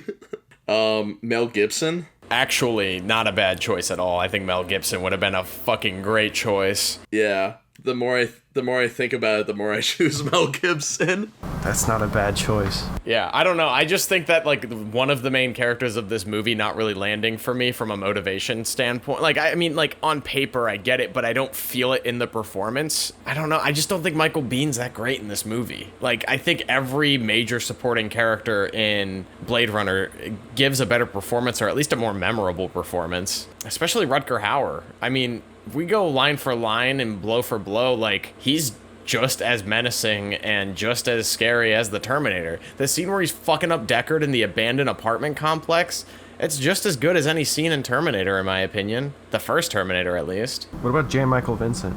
Fantastic. Because he has that same on a mission, but a little more charisma, you know? Like, Blade Runner is just a tier above Terminator as a film. I think as an action movie or as, like, a movie, like, Terminator, yeah, it's great, and I love that movie, and I watch that movie over and over again, but everything about the technical aspects of the movie, Blade Runner is far and away superior. I'm willing to concede this one. I can see it. I get it. Now you're swaying, Segula? Yeah, I kind of get it. I don't agree, per se, but I get it. I just feel season 1 energy right now, where it's just persuading Nate. And I need more fights, people. Because they're so close that I guess I want Terminator to move on because That's it. Infinity War's winning this bracket now. It's Alden's fault. I hope not. This is what you did, Alden. Up next, we've got The Social Network versus SpongeBob SquarePants the movie. The Social Network? It's SpongeBob. Well, like, I think The Social Network's the better made movie. Yes. No. Yes. No, SpongeBob. Come, Josh. Come to the dark side. At least in our top 5 David Fincher movies, they were better than the SpongeBob movie. You know how old I was the first time I watched the SpongeBob SquarePants movie? It's probably like 22. That's not our fault. I was 12, and I loved that movie, not watching most of SpongeBob. I was the same age I was when I watched The Social Network for the same time. I watched these movies probably within a month of each other. And so that's why Nate is voting for SpongeBob. I want to stick with The Social Network here just because I think it is a really technically well-made movie, and it's captivating. I think it's interesting, too, that when this movie was made, Facebook was still a baby of a beast that it's become in today's landscape. Yeah, now it's the lead in our dystopian society. Like, it didn't do anything socially. It's interesting to me that Zuckerberg actively does not like his portrayal in this movie because his character is a sociopath. But since then, has doubled down on the sociopathic tendencies and now thinks we need to live in his terrible Fortnite ripoff. I think that we need a sequel to The Social Network, and the only way that's going to happen is if fans are vocal about that shit. Get Aaron Sorkin back on board. I want him to dissect the current media landscape that we are in now because of Facebook. It's rigged elections in multiple countries. It has changed the way society works. And that, to me, is captivating. We need a psychological and dramatic domestic thriller as a follow-up to The Social Network. What is the title? I'm thinking The Metaverse. No. Depends if the metaverse actually works. I just want the same caliber of filmmaking at play here instead of Adam McKay doing it. And this is someone who loves Don't Look Up. David Fincher, get off your ass. Aaron Sorkin, I mean, do your thing. Churn up some neoliberal bullshit. Everyone that's in this movie, besides maybe Armie Hammer, would come back. Oh, for sure. Like, there's no way they wouldn't. This is Jesse Eisenberg's best role by, like, a wide margin. It's not Now You See Me Too. And Andrew Garfield's open to working like 5 movies a year. Should Jesse Eisenberg come back and do his Mark Zuckerberg from this movie, or should he try and affix like his current manner of like speaking and talking? He's grilling. Since the inception of this movie, like, Zuckerberg has changed. Eisenberg would have to change with that. Like, now he's like, he just seems like a robot. Like, yeah, he was like kind of like a robot, but he was a robot in terms of like the guy that's really smart and doesn't feel a lot of emotions. Now he's a robot in terms of like he's putting on a facade to have a lot of emotions and still doesn't have them. We've seen this man drink water. It doesn't look human. We've seen him grilling. We need a Blade Runner that is Social Network too. Okay, I'm voting Social Network. Fine. Alden, defend fucking SpongeBob. I'm giving a shit take here. I want SpongeBob. I was on SpongeBob's side. This is 2v2 here. That's not a shit take. Alden, I have a question. Do you think the SpongeBob movie is going to have the staying power of, say, like, other animated movies? Like, are you going to show, like, if you have kids, will you show your kids this? 100%. Well, of course. I would show my kids the SpongeBob SquarePants movie. I own a physical copy of one of these movies. But do you think the next generation will get the same effect as us who, like, watched the other seasons and that? Yes. Yeah. I mean, if Nate was barely able to watch SpongeBob through his whole childhood and saw this movie and still liked it, Loved it. he's not the only person I know that was in the same boat. Like, a lot of people were not allowed to watch SpongeBob and ended up seeing this movie at some point and loved it. Like, it's not... You don't need the rest of the show. It's nice to have, but it's not like anything is canon with each other. Like, it would just be a nostalgia thing for us where it would be a whole new movie for them, and I think it would hold its own just fine. I gotta say, one of my favorite like scenes, just in general, is the dream SpongeBob has in the beginning. Yeah. Where he has... That's so good. The comedic timing is like so perfect. You got a family, Phil. Think about that family. What is he putting, pickles on the burger or something? Cheese. I'm the manager of this establishment. What do we not like about the SpongeBob SquarePants movie? Because I can dissect it a little bit. It's not longer. I think pacing's in its favor. I wouldn't make it any longer. Honestly, not sure how I feel about King Neptune. I was going to say the same thing about Dennis. Yeah, I was thinking Dennis is kind of the only issue I have, and it's not much of one. I don't know. King Neptune kind of comes off as a dumbass for Neptune. Well, he's one of like 4 Neptunes, so I don't really know if that's a problem. Yeah, there's like a whole theory on it that the King Neptune is not actually King Neptune in this movie, but we're not going to dive into that right now. Well, then who is Mindy? They're all actors, apparently. Okay. Wait, so is this like a Super Mario Bros. 3 thing where the SpongeBob SquarePants movie is a movie within the context of SpongeBob? Well, it is. Well, the theory is that the entirety of SpongeBob is a documentary, and they wanted something more interesting, so they brought in a fake King Neptune, and that's the SpongeBob movie. Okay, I haven't heard that before, but yes, Nate, canonically, the SpongeBob movie is a canon movie inside SpongeBob because the pirates go and see it. Right. And SpongeBob exists in our world. Yeah, but Patchy's always the biggest fan of SpongeBob, so...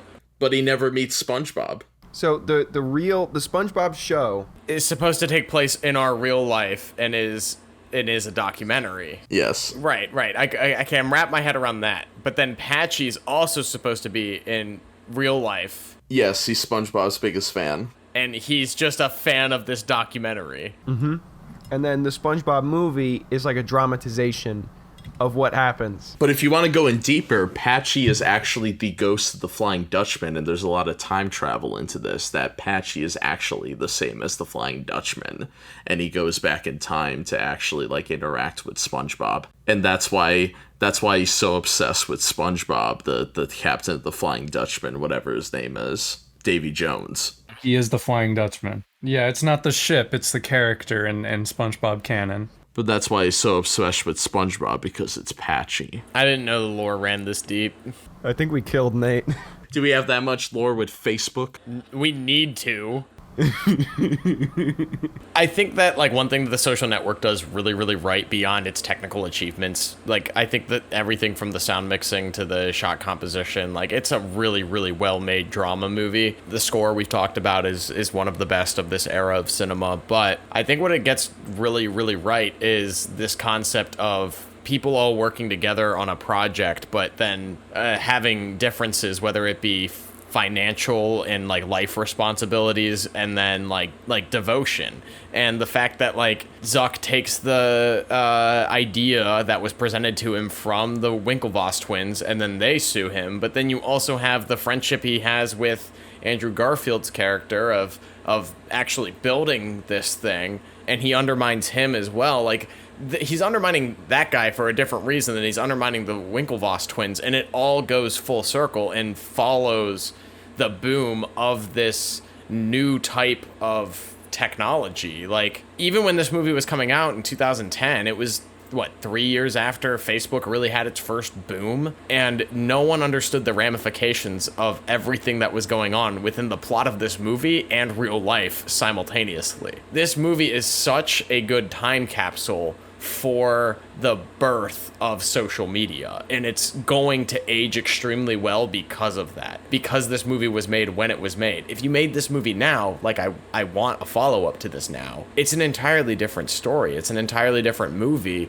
because we've seen the results of the foundation of Facebook versus the boom and demise of society due to Facebook. I mean, you make a solid point. So, like, in a way, this movie's way ahead of its time, but also almost serves the same purpose as a documentary. Like, this is going to be studied in history classes down the line. In the same way that a movie like JFK or All the President's Men, or that I watched in history class, all of that shit is working as a substitute for real history, and this is going to be a substitute and an allegory for real history as well down the line.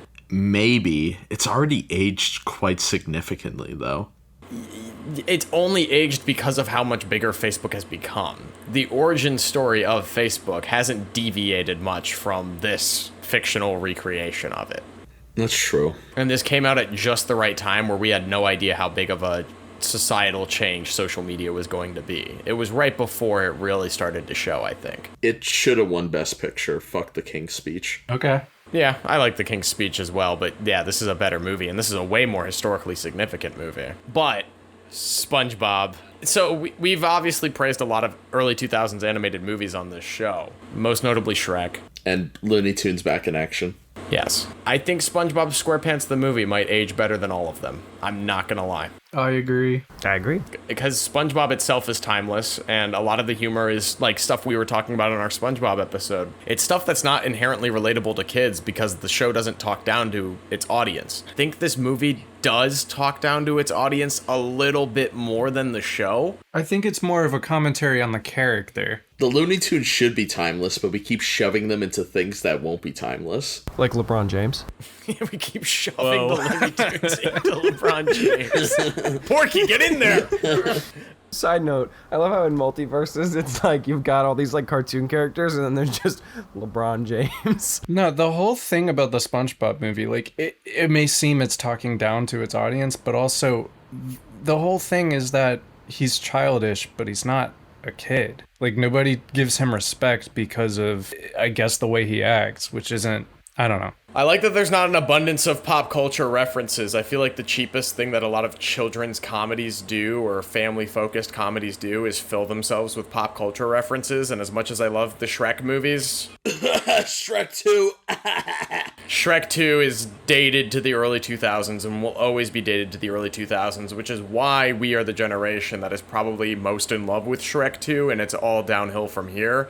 I think SpongeBob can stand out. And the fact that it's like a traditionally animated 2D movie, it's the last of its kind of a great comedy in this format. I think that SpongeBob SquarePants the movie is going to age extremely well indefinitely. I like how one of the only pop culture references they have is to something that the kids are not going to understand with David Hasselhoff. Which we didn't understand that as kids either. None of us watched Baywatch. Hooray! All right, so I've argued for both sides of this. What the fuck is going on? This is Duel of the Nates. Wake up, people. I feel like we've said all that there is to be said. At this point, we're at an impasse because I don't want to budge on SpongeBob. Oh, I'm not budging on SpongeBob. I was about to say, I think it's 3-1. Up next, it's Mean Girls versus The Mummy. I would argue two perfect movies. Agreed. Which is better? I think one of them is a little perfecter, and it's The Mummy, in the case that wasn't clear. No, it's Mean Girls.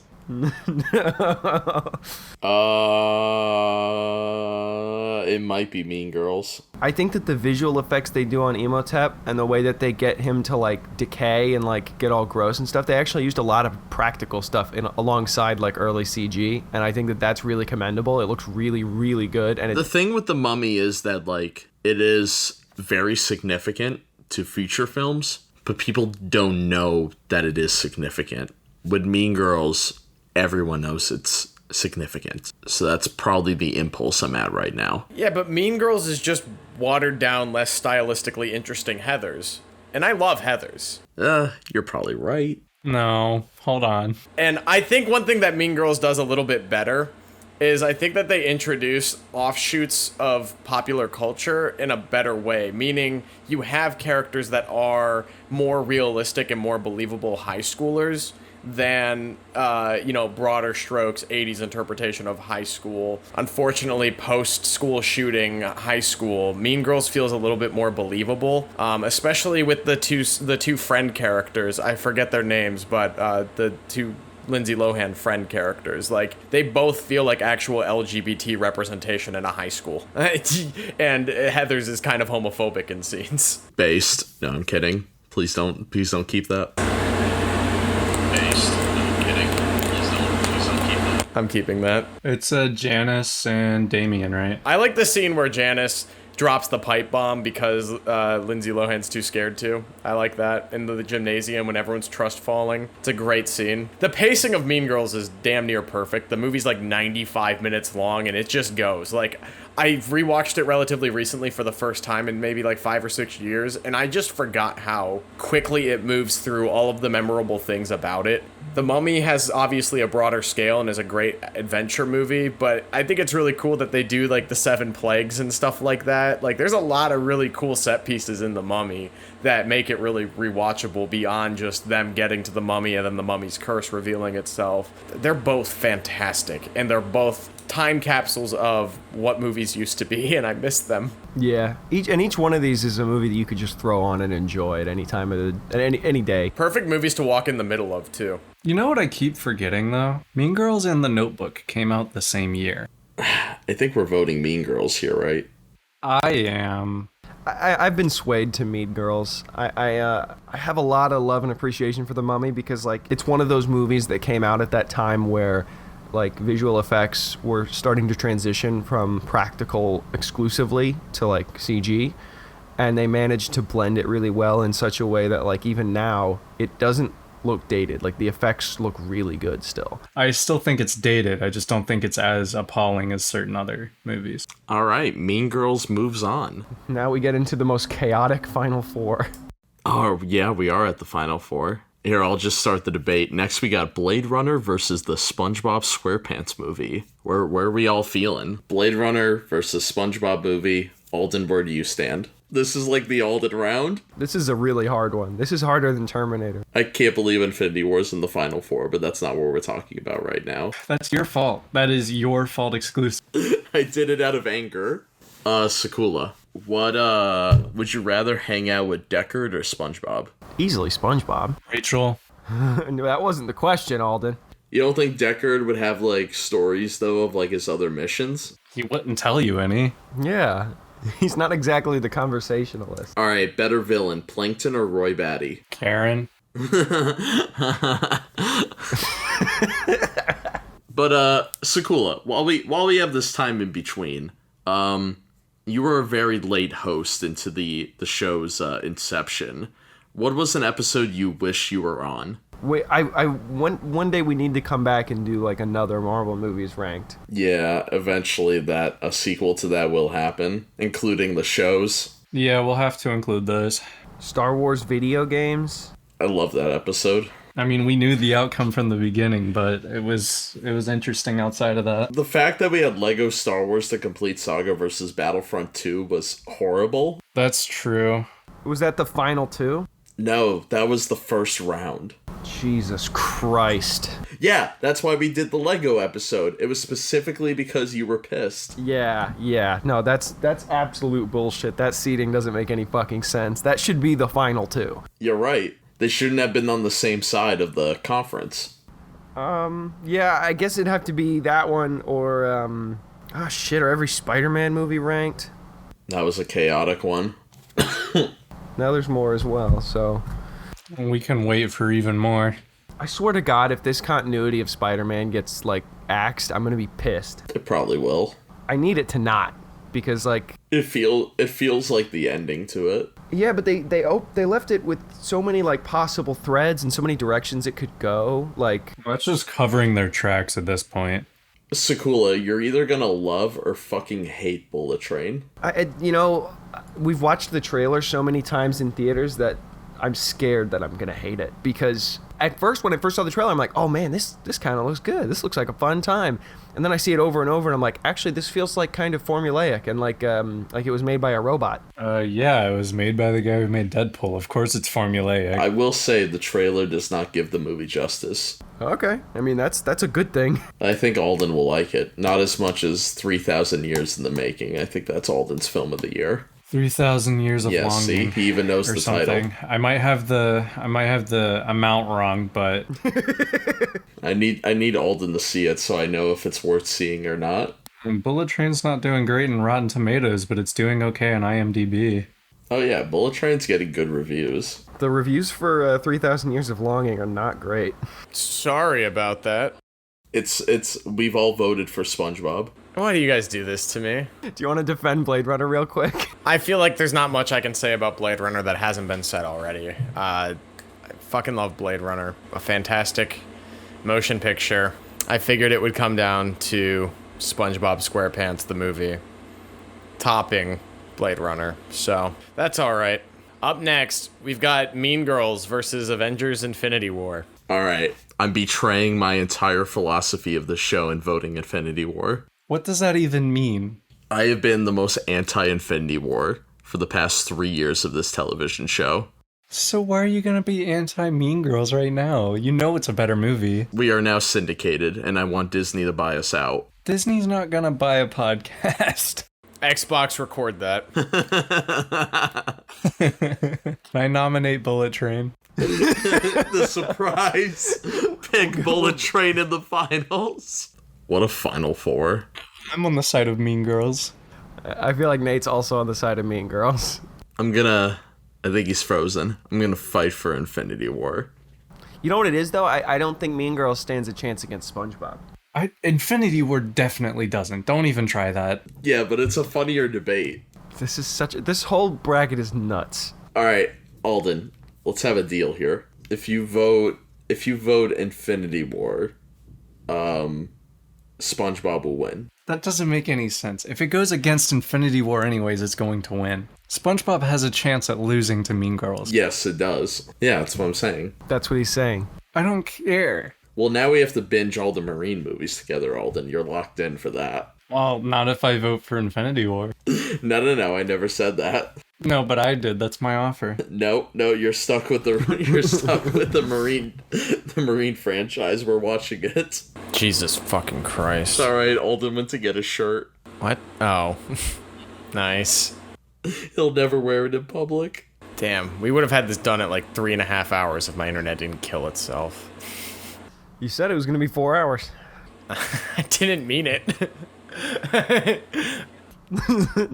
You can't say stuff like that. I think I have to go with Mean Girls here. I just think it's a tighter script. It's funny. It might be ripping off a movie that I like more, but Infinity War is important only because it's culturally significant. I don't think I'm going to remember or want to rewatch this movie in 20 years. I think I have fond memories of Mean Girls and will want to revisit those fond memories. I don't know if I have fond memories of Infinity War and will want to rewatch it down the line in life. I feel like it's the definition of a movie that is popular for that sliver of time where it came out and has no lasting impact, especially since we're getting a whole nother saga with the MCU. Why is there 2 Avengers movies coming out in the same year?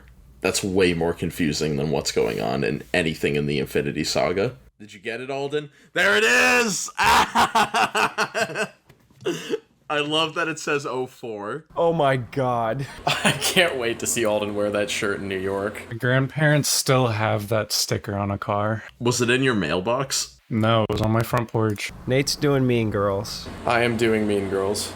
Do you guys want to read my burn book or not? I kinda do.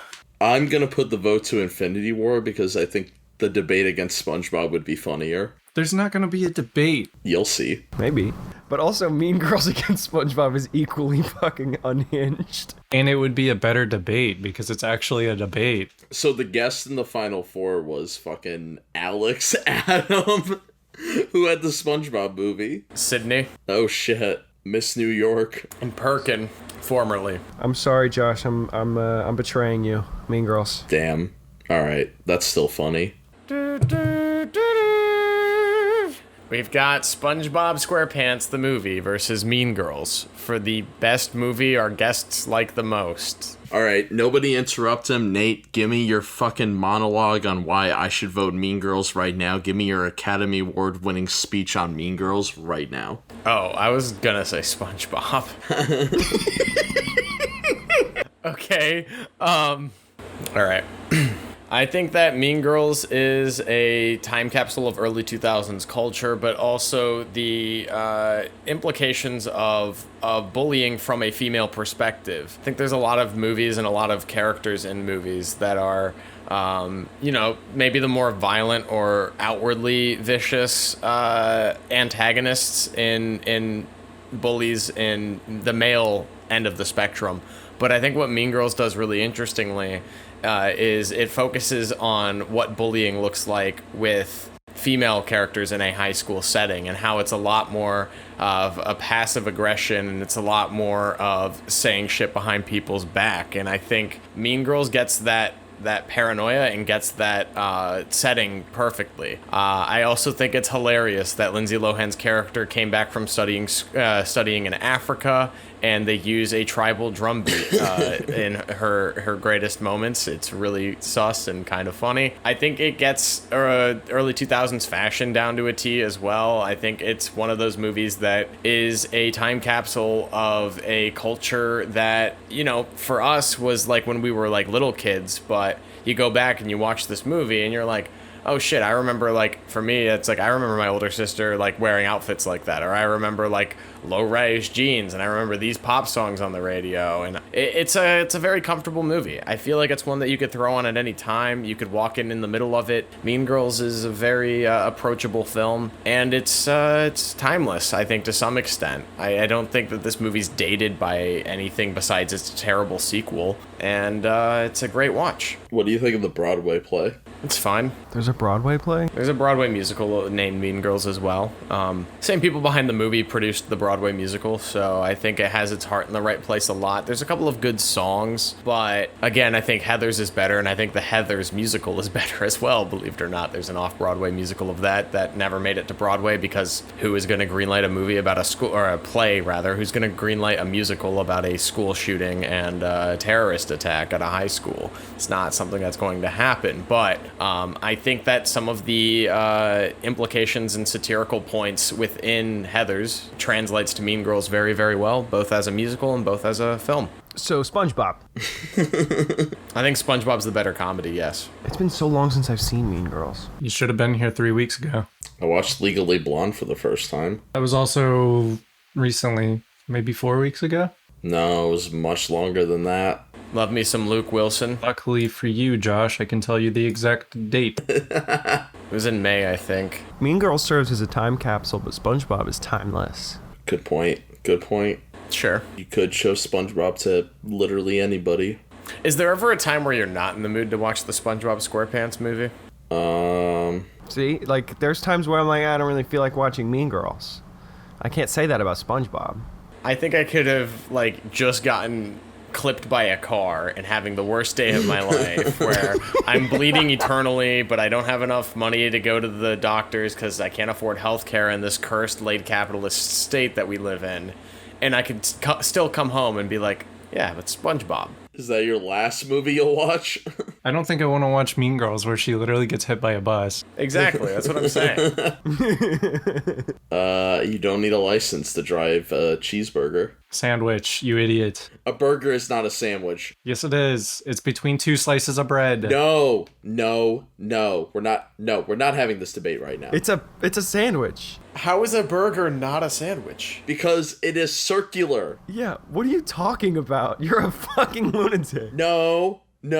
Yeah, what about a sandwich on a brioche bun? Like a ham and cheese on brioche. That's circular. I don't know. A bagel? Is a bacon, egg, and cheese on bagel not a sandwich? A bagel is a bagel. You don't call a bagel a sandwich. Yes, you do. You call it a breakfast sandwich. No, you say a bagel. English muffin. What is that? Alden, when you move to New York, I am going to drive 2 hours out there just to fucking choke you. I just can't believe you would say a burger isn't a fucking sandwich. That's crazy. So, SpongeBob. Oh my god. Well, thank you everyone for listening to Duel of the Takes. Not only today, but the last 99 episodes, including this one. It's been a journey. It's been a lot of fun. The real Duel of the Takes was the friends we made along the way. Thank you to every guest that's ever appeared on this show, not only for coming on your episodes, but nominating a movie for us to debate about. And congratulations, Miss Sydney Park, soon to be Mrs. Sydney, whatever Jeff's last name is. Congratulations.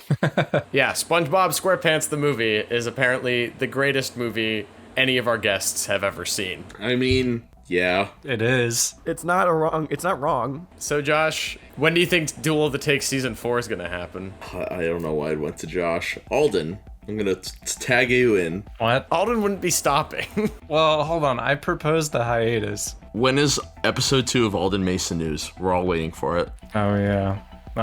Soon. Not that soon, though. I need your review of Bullet Train. Yeah, you can get that, though. That'll be separate. All right. Well, for the last time for a while, this has been Duel of the Takes. Alden Mason News. Forever? Forever.